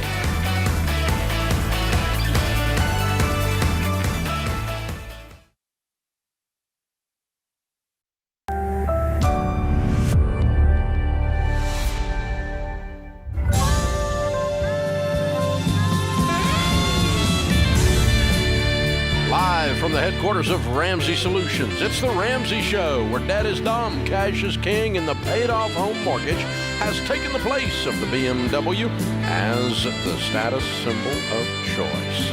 We help people build wealth, do work that they love, and create actual amazing relationships. Christina Ellis, #1 best-selling author, Ramsey personality, is my co-host today. Open phones at 888-825-5225. Caden is with us in New York. Hi, Caden. How are you? Good. How are you, Dave? Better than I deserve. What's up? So I just graduated high school, and I'm headed to college this fall. I have my undergraduate all financially figured out, debt-free, but I want to go to medical school, and I have no idea how I'm going to do that without taking out student loans. Well, good job on figuring out your undergrad debt-free. That's awesome. How are you doing that? Well, I've just gotten enough scholarships, and the rest I can just work through. That's outstanding. Way to go. Well, thank you. Yeah. Medical school, that's amazing. I love that you're already having that insight and that vision to start thinking about it right now. The fact that you're in high school still and already dreaming that up shows that you're really bright and smart and competitive in school. So I love that. Going to medical school debt-free, I'm sure you've heard a lot of people say it's a bit more challenging. And it is more challenging. But the fact that you're already researching it and you are bright gives me great hope that you can get some of the scholarships and fellowships available for medical school. I would encourage you to start researching early, like you're doing now. I mean, start learning about these programs. So a lot of these programs that are available to go to medical school debt-free, like I said, they're competitive. So what do you need to be doing in undergrad to be the candidate that qualifies for those programs? I think that's the biggest thing you focus on right now is what do I need to do? What needs to be true in my life to really stand out in the process of winning a scholarship or a fellowship or one of these really amazing programs that help pay for medical school? Yeah, one of the things you want to look towards, Caden, is a product called the MD PhD program. And that's where you become an employee of the university, and then employees go to school free. And that's very tough. Again, they're very competitive. It falls under the heading of what Christina was saying. It's a type of fellowship is what it is. But the program is out there and it can be done. But their academics and grade point average is going to enter into it for sure. But other things will as well. So study that, start figuring out that. The other thing I'll urge you is, and I don't know what, I guess it's like a lot of things in higher education, people don't stop to realize that there's a vast spectrum of what you can pay. The difference in med school A and med school B in cost is dramatic. And so I'm going to start researching, what is the cheapest med schools in America. And I'm going to be applying there because you're going to need, you don't want to go to the most expensive med school in America unless they're going to give you a free ride. But if they've got scholarships or you got a fellowship or something like that, then we'll go there. Of course, there is the military, and they'll pay for it. And you're going to serve your country by being a doc for the military for a while as part of that program. But that is an option. That's one of the things that's out there. The National Guard has a similar program as well. So, but again, you've got to look at how long you're willing to tie yourself up after med school in a military career. That's a trade-off. Versus the debt that you're going to go in versus going into the debt. The last thing is really a needle in a haystack, but I'm going to throw it out there anyway because I've heard about it happening a couple of times. There is a shortage of docs in rural areas and in what are called underserved areas, typically like an inner city type situation. And there is a student loan forgiveness program for those. That's not what I'm recommending, but in those situations, some of the big hospital companies, like for instance HCA, may have from time to time a program that feels a little bit like the military program where they're willing to pay for you to be a doc, but you agree to serve in out in a cornfield somewhere for the next 5 years after that. And instead of at a metro hospital in a cushy job thing, or whatever. Yeah. I don't know what the trade-off is, but learn about that. And also in that same haystack where there's a couple of needles, the drug companies, there's occasions I have heard of scholarships through them for med students because they love the idea of being nice to future docs, so future docs prescribe their brand. Okay. It's not so that loan forgiveness thing, that's not like through the government, because I've been listening to your show for a That few is years now, that is through the government, but I'm not recommending that. Okay. That's like a last resort kind of thing. And it's a different kind of loan forgiveness than the kind we trash on here all the time. This is the underserved. Gotcha. That one actually happens, and it's a 3 to 5 year turnaround on it. It's not the 10-year and 98% of the people that apply don't get it. That's the private student loan forgiveness or the public student loan forgiveness program. That one's a joke. It's a scam. Okay. But the one I'm talking about actually does happen in the medical field. It's unique to them. It's unique to the medical field. Maybe nurses, but I don't remember docs for sure. But it's like $50,000 they'll forgive. But if you're $300,000 in debt because you went to a stupid expensive school, then $50,000 doesn't help you for being in an underserved area. There's a lot of ways to get at. The point you brought up is the most important point. A, he's getting started early. B, he sounds like he's really sharp. Oh, and another thing I didn't bring up, he's got 4 years while he's in school. Right. Work. Right. A lot. Right. I mean, what if you made $50,000 a year for 4 years because you worked all the time? That'll serve you well. $50,000 a year and you don't have hardly any expenses, that's $200,000. I think we just solved it. I mean, work's a surefire money-making scheme. And it gets you experience. It gets you prepared for whatever you're going to do next. So it's particularly if you could work in the field. The Ken Coleman idea, proximity principle. What if you were working in a hospital and, all these docs and hospital companies and people you run into, execs, are trying to figure out a way to help you go to med school free? That'd be pretty cool. Kristen is in St. Louis, and we're going to come back to you, Kristen, after the commercial break. I looked down at my clock and realized I was out of time. So one of the cool things with him, too, is just keeping those options open. The fact that he's looking this early and he's got this time to lay things out. The biggest thing with higher education that seems like a lot of people don't do is really explore all the options before they make a decision. It's like, get those options written down on paper and then evaluate what needs to be true in my life in order for me to qualify for that scholarship, in order for me to be able to pay for that school, and really dig deep and figure out, there's not just one path. There's a variety of options you can do.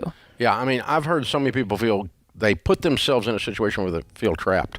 They go, well, I was only approved for one medical school, and so it's the only one I can do. It's going to be $700,000, but it's the only one I can do. Well, no's a possible answer too. Right. So you gotta take some of these things off the table and go. We're going to go a route that involves no debt. And if you take debt off the table, then you have to scratch and figure out and be creative and hustle and grind your way through it. You'll find a way. This is the Ramsey Show.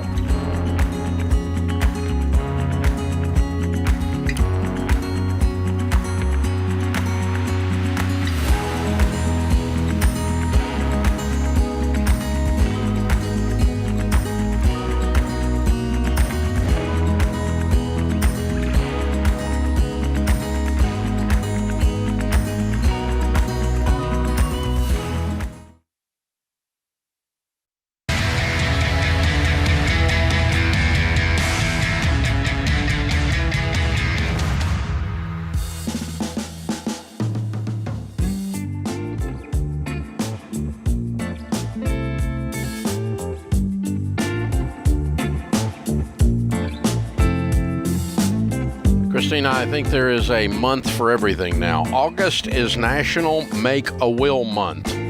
Oh, brother. That's a thing. Well, you do need to make a will, though. So if you don't have an up-to-date will, and you don't have your estate plan in order, then maybe August Make a Will Month will remind you to do it. Sounds silly, but you should be doing it. So here's the thing. What are you waiting for? There's no need to, you need to knock this out. You can't wait. You're not more likely to die if you have a will. It doesn't enter into it. You're not going to live. You're going to die eventually, someday. Nobody gets out of this thing alive. Everyone needs a will. Estate planning covers all the documents, the plans, the conversations you need to have for when something happens to you. Not if. Something is going to happen to you someday. And no, you don't have to be an eccentric millionaire with an offshore account to have an estate plan. It just means that there's a plan because you're going to have an estate. And a good estate plan protects your family's future, and everybody knows what's going on, and your wishes are carried out because they're now in a legal document. Start by checking out our estate planning guide. It is free, and it's an easy-to-use tool that will help you keep track of everything that you need to do. It walks you through which documents to get, like your will, if you don't have one, as an example, what conversations to have, where you can go to get more information. Give yourself and your loved ones peace of mind by figuring this stuff out ahead of time. Download your complete guide to estate planning for free. After all, it's National Make a Will Month at RamseySolutions.com/estate guide. RamseySolutions.com/estate guide. It's free. Go get it. Do the work, be an adult. Blinds.com gives us our question of the day. They have a 100% satisfaction guarantee. That means even if you mismeasure or you pick the wrong color, they're going to remake your blinds for free. You have free samples, free shipping, and with the new promos they run every month, you'll save even more. Use the promo code Ramsey to get the best possible deal. Today's question comes from Miranda in Mississippi. I'm a 20-year-old who is struggling and feel like debt is inevitable for me. I took out a private loan for $5,000 after paying off my first year and a semester of school by myself. My savings account has been drained, and I have not been the best budgeter. How can I avoid loans when I have no money? I need to be enrolled and go to school. I am at a loss as to how to move forward. Well, first of all, Miranda, I would take a deep breath and give yourself some grace. A lot of people are not great budgeters when they're 20. I love that you're asking this question. The fact that you're, writing in and you're interested in budgeting says a lot. So first of all, just don't speak that you're not a great budgeter over you, because I think you have so much room for growth. And a lot of people who start budgeting don't feel like they're great budgeters. A lot of people are like, oh, we say that it typically takes people about 3 months to start getting good at a budget. So give yourself grace with that. But with the college situation, the first thing I do is talk to your financial aid office. You're obviously already in school, so sit down with a financial aid officer and explain your situation, explain that you don't have the money to pay for school, you're not going to take out any more loans. So ask them, is there any other extra funding available?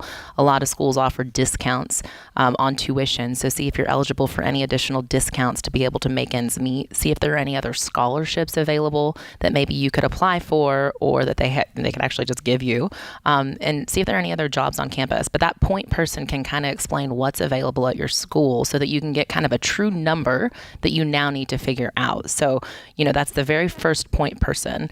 And then, of course, working, getting jobs off campus. A lot of times, if you look off campus, you can get jobs that pay a bit more than what you can find working at the library at your school or somewhere on campus. So see what's available there. You can make $25 an hour cleaning toilets. Yep. Walking dogs. Babysitting. A lot of retail jobs are getting close to that too now. Yeah. And Miranda, you're not working. There's nothing in here that indicates at all that you're doing any work. And you need to work like a lot. Yep. Like all the time. Like 40 hours a week. How will I go to school? You're going to go to school. You're just not going to have much of a social life. Oh, well. So what is the goal here? What's the primary goal? If I could only get one thing done in the next 4 years, social life or school, which am I going to do? Because you're going to choose. Well, and it's like you have the rest of your life to have a great social life. So be willing to invest now and work hard so that you can really enjoy and have freedom after you graduate. It's just a temporary sacrifice for a really massive long-term benefit. And then also when you're looking at jobs off campus, though, really be strategic. Don't just jump on the first job that you see. A lot of companies are offering tuition benefit programs. So see if you can get a high hourly rate. Plus, see if you can find somebody who will actually pay for your college tuition or give you a portion of that. Because there's a lot of people out there doing that, and you want to be as strategic as possible. Yeah. There was a thing, and I think it's still rolling out there, that a bunch of these companies, FedEx, UPS, Target, Chili's, several of these other companies were offering school tuition and work. Yeah. It's actually a growing trend. And the work is like $20 an hour. I mean, it's. So look for stuff like that. Well, and the challenge with that is you may need to transfer to make that happen. So a lot of these jobs are offering free tuition benefits for certain colleges. So I don't know what college you're going to. You may be going to a college that costs $60,000 a year. And if you have no money and you're not getting a lot of financial aid or scholarships from that school, you may need to consider going somewhere else and going to a job that offers free tuition benefits. And it may be to a state school. It may not be to the most, prestigious school in the area. But if it's free, that's incredible. You can graduate debt-free and still get a great job. Yep, absolutely. Absolutely. The prestige of the school does not enter into the decision at all. You don't have any money. And prestigious schools have no track record whatsoever of causing you to be successful. Zero. So I don't really care about the prestige of the school at all. You need to be studying something that's applicable and studying at people that are really reasonable on teaching it. And get plugged in. So I don't know where you are in Mississippi, Miranda, but lots and lots and lots of hard work, lots of plugging into companies that while you're working and earning money also have scholarship programs, getting scholarships, going to the counselor's office like Christina is saying here, and all of that comes together, and where you're going to school, how you're working, and how you're getting scholarships. Those are the three things that get people through debt free. But I think it's important for sometimes people to stop and go, I may not be at the right school. I think that's a really hard pill to swallow. But people who were taking out student loans, they caught on to the show and they're going, oh my gosh, I don't want to take any more student loans out. You may need to transfer schools. You may have to, because you may be at a place you can't afford. Yeah. You may look up and I bought a car, I can't afford it, I got to sell the car. And it's inconvenient in the short term, but long run, it's completely worth the effort. Well, there's so much emotion tied to, I got in and this is my school. But it's true. A lot of emotion tied to that. And I get it. It's nice to go somewhere. The emotion is legitimate, but it's a bad decision-making tool. Right. And it can be very costly in the long run. Oh, it can be out of control. Yeah. In order just to not deal with the emotion of moving schools and how painful that would be, you end up $150,000 in debt. That would be under the stupid column. Yeah. Because you wouldn't deal with you. And it's just hard. It really is. And it's like, I was talking to Dad the other day. He's like, my daughter's dream school, and it's going to be $200,000. She's going to be $200,000 in debt when she comes out. And I'm like, that's not your daughter's dream school. That's called a nightmare. Right. It's not a dream. It's a nightmare, Dad. You have to grow. Dad, come on, suck it up. Tell your daughter she's being don't do it. Don't do it. Tell her she's being dumb. And no, don't participate in this ridiculous process. No. Yeah. No, it's not a dream when you're $200,000 in debt. That's not a dream. That sets you up for a decade. You're setting your finances back a decade because of your dream school. Oh, shoot me. It is not your dream. It's a freaking nightmare. You ought to wake up in the middle of the night screaming. Right. Like you just had like you went to a horror movie in your head. No, it's a nightmare. It's a nightmare. No, it's not a dream. Don't confuse the two. And dads and moms, be a parent. Be a parent. Look at them and say, no, I'm old, crusty, and I'm not dumb. No, you're not doing that. You're young, wet behind the ears, and dumb. No, you're not doing that. I love you too much to let you create a decade's worth of pain for yourself.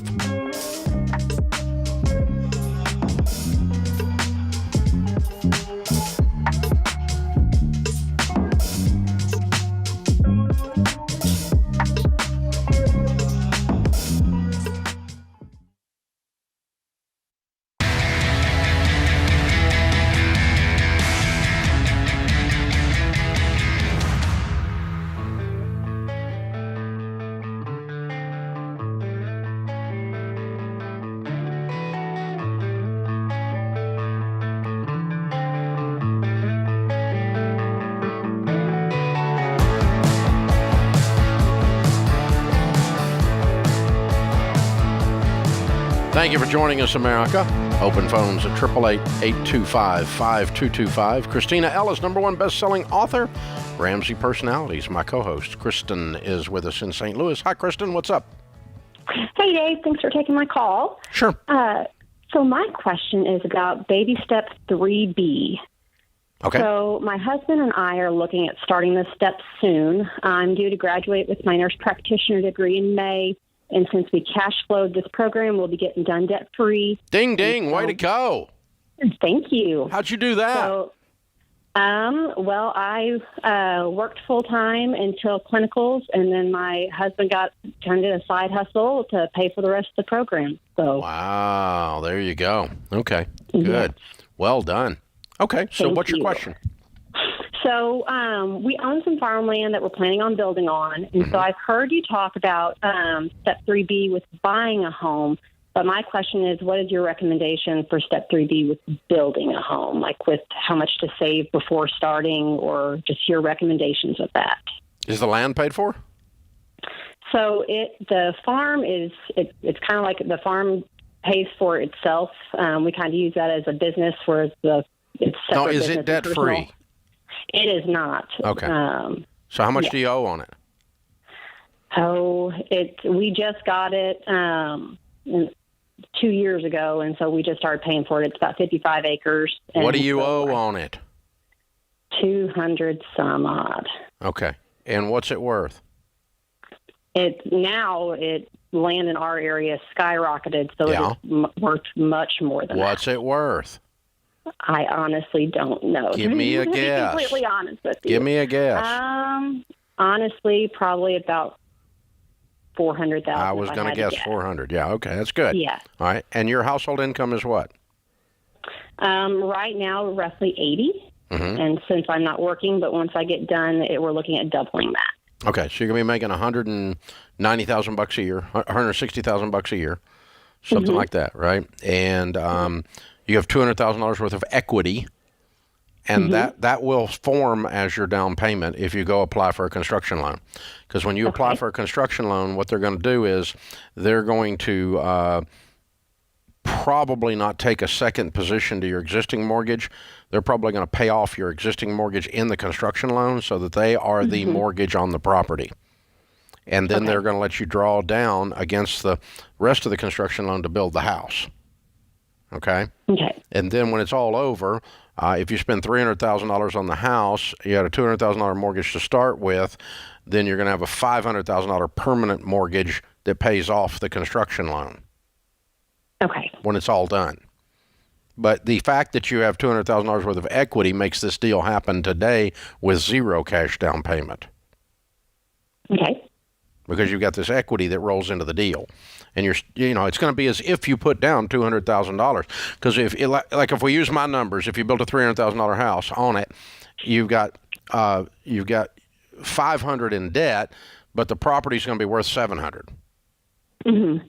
Okay, and so that gives them the equity position that you need for the permanent mortgage for a traditional mortgage. Because if you put $200 down on a $700 deal, that'd be great, right? Right. And that's the same math situation you find yourself in then. So what's going to happen is you're going to have a certified contractor in your state. You're going to have a set of plans that are not on a brown paper bag, that an appraiser can actually use to appraise the plan as if the house was completed. And the bank is going to require these things in order for you to get to build the house. Okay. You can't just make this crap up and they're going to give you $500,000 or they're going to give you, to do this thing with. And so the certified contractor, the appraisal on the plans tells them that when it's done by the certified contractor, when it's completed on schedule and on budget, then they're not going to be at risk. The bank's not going to have too much in the thing. The third thing they're going to make you do is go ahead and get your permanent mortgage, and the permanent mortgage get it qualified for it, all the paperwork done. They will issue then the permanent mortgage will issue what's called a takeout letter. And the letter states that you have the mortgage in place to take out the construction loan, because the construction loan is temporary lending. Right. So you take it out, you remove it with the permanent mortgage when you're done. Now, some banks will do the permanent mortgage in-house and the construction loan in-house. Churchill Mortgage can do that for you too. Okay? And so then you don't have to go to two different places to get it. But in every case, my husband's really good, he's going to do the building himself. That's not going to work. Right. Or here's our plan, we sketched it out on a brown paper sack. That's not going to work. They're not going to give you the money. Right. Very professional, button-down process here, just like you learned when you went to med school, but it's applied to the building industry. Okay, perfect. You can do this, though. You don't have to have a whole bunch of 3B to pull it off. Y'all can start working on it. You're going to have your job in place because you're going to have the income.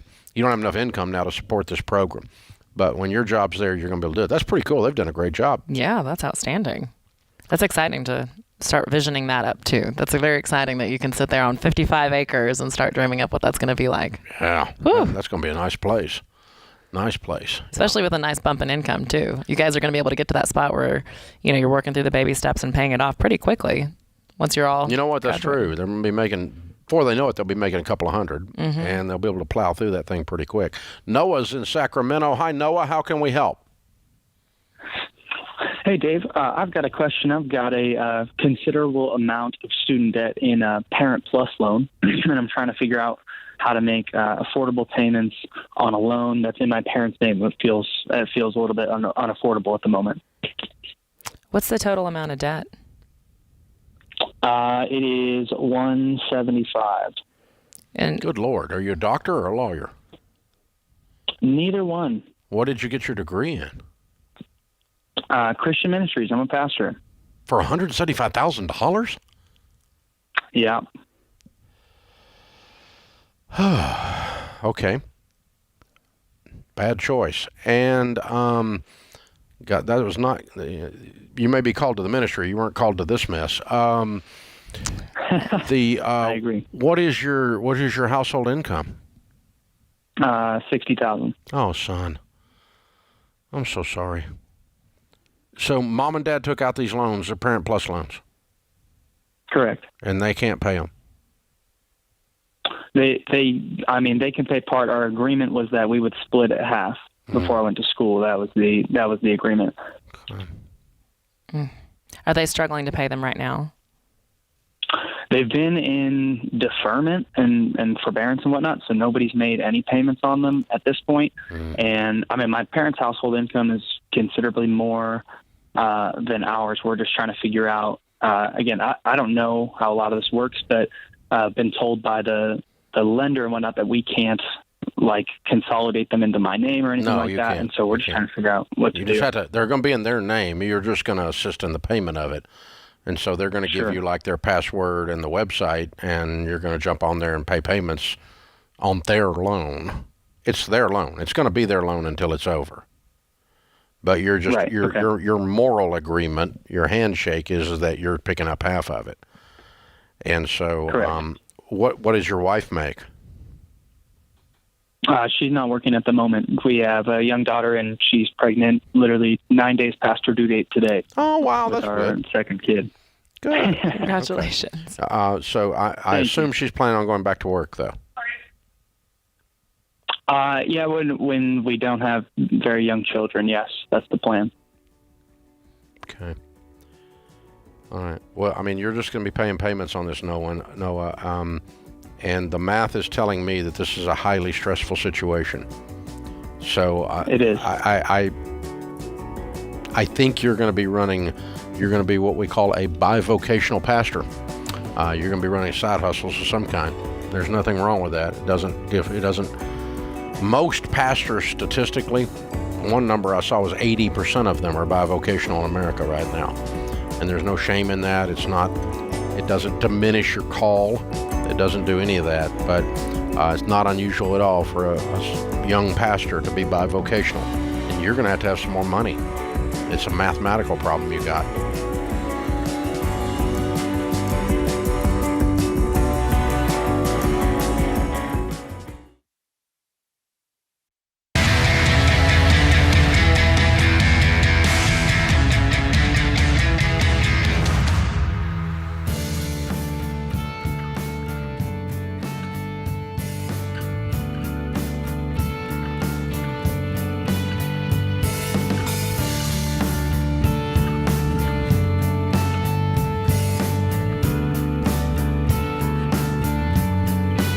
Our scripture of the day, Philippians 3:14, I press on toward the goal for the prize of the upward call of God in Christ Jesus.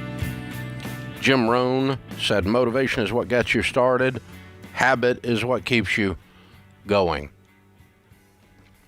I should walk away from the car wreck, but I can't. So I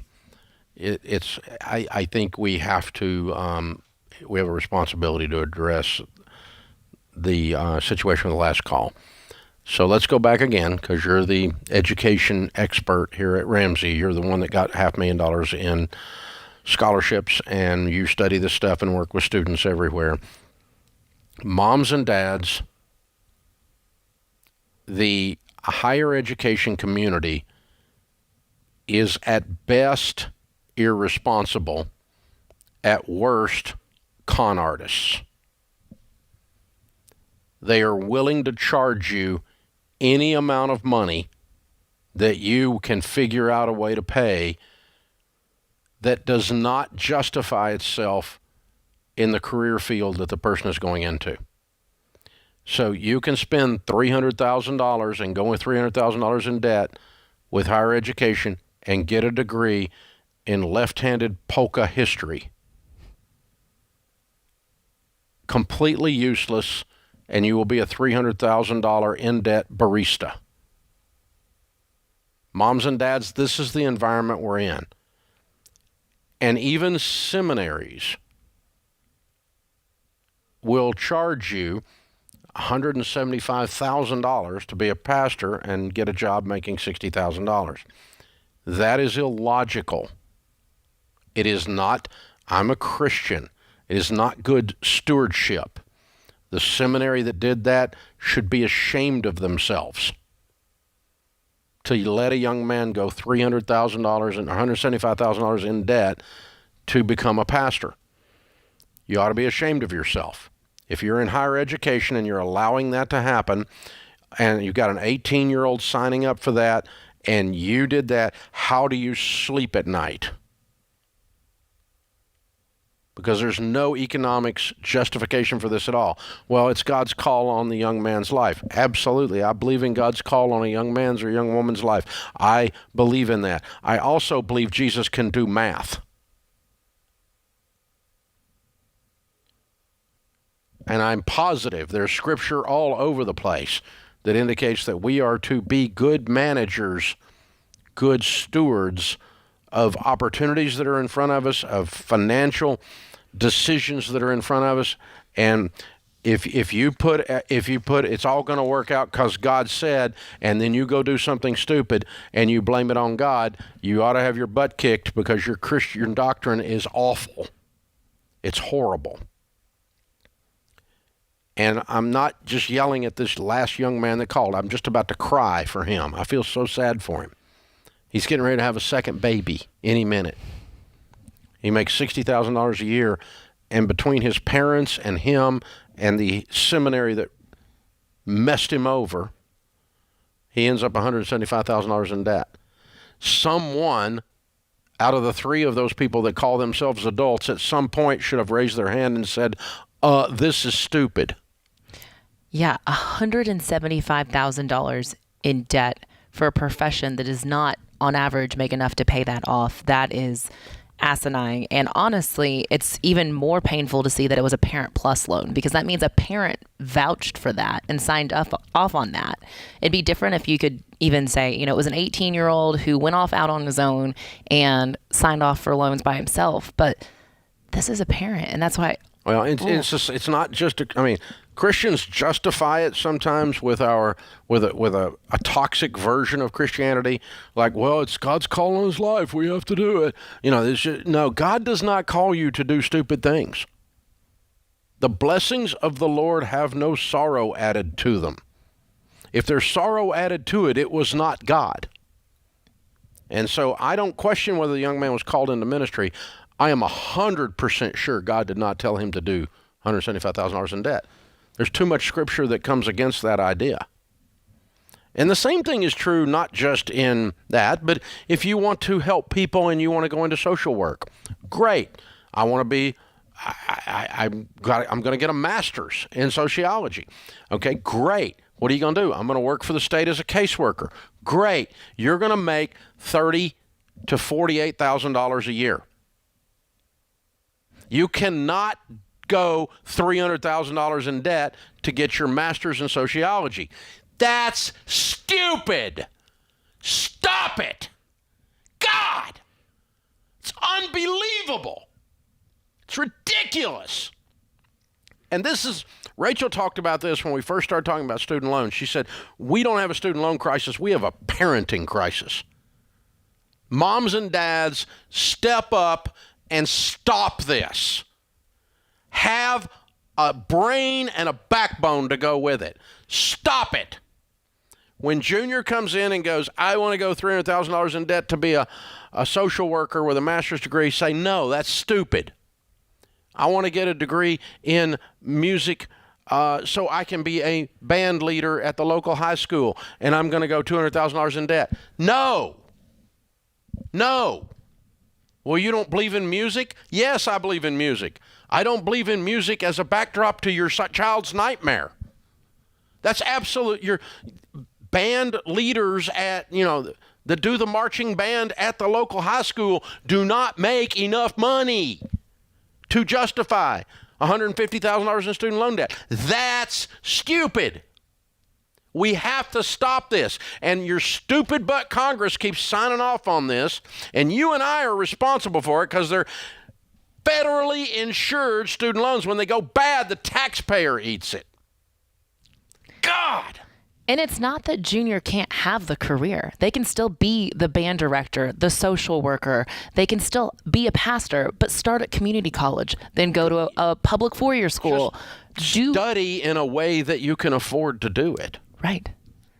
Hello. There's so many other options. Please. That just breaks my heart for that kid. I want to cry. It makes me so angry at this seminary. How immoral is that? In the name of God, to be doing this immoral thing in the name of Jesus. You ought to be, it's ridiculous. We have to do better. I mean, that's ridiculous. And if they're willing to mess your kid over, you have to be willing to stop it from happening. And all education is not ordained. It's not God ordained, and it is not economically ordained. All education is not worth it. So if you want to become the band director at the local high school, I am not putting that down at all. If you want to be a social worker, a caseworker at the state, I am not putting that down at all. But use some freaking intellect when you're dealing with your education. To be stupid about education is as ironic as anything I can think of. And use math. God. Use math. Please. Please. 6th grade math. Yeah. How are you going to pay this back making that? Answer, not. Then don't do it. It's all going to work out because all education's good. No, when you're stupid about education, you're stupid about everything. Yeesh. Because it just he's got 2 little babies and he's just trapped. Brand new baby getting ready to come any minute. I'm just livid on the people that allowed this to occur. I'm a tiny bit mad at him. He was an adult in the process. But I'm really upset with his parents in the seminary. Right. And guys, you got to know, there is a true villain out there lurking. And higher education will completely screw you if you allow them to. They have no conscience about it. None whatsoever. Because they're so stupid, they believe the same thing some of you that are doing this stuff do. And you have to stop it. You have to stop it. This is the problem with student loans. If we quit making student loans, this stuff will go away. Right. Well, we need to stop this program. It is Congress, stop destroying your citizenry with this. You're screwing our own people. Stop it. God, I'm so mad. And you can get a debt-free degree. That puts this hour of the Ramsey Show in the books. We'll be back with you before you know it. In the meantime, remember, there's ultimately only one way to financial peace, and that's to walk daily with the Prince of Peace, Christ Jesus. Have you been inspired to make a change with your money? Want to know where to start? Take our 3-minute money quiz to get a plan you can follow. Go to RamseySolutions.com and search for Get Started to get a plan for your money.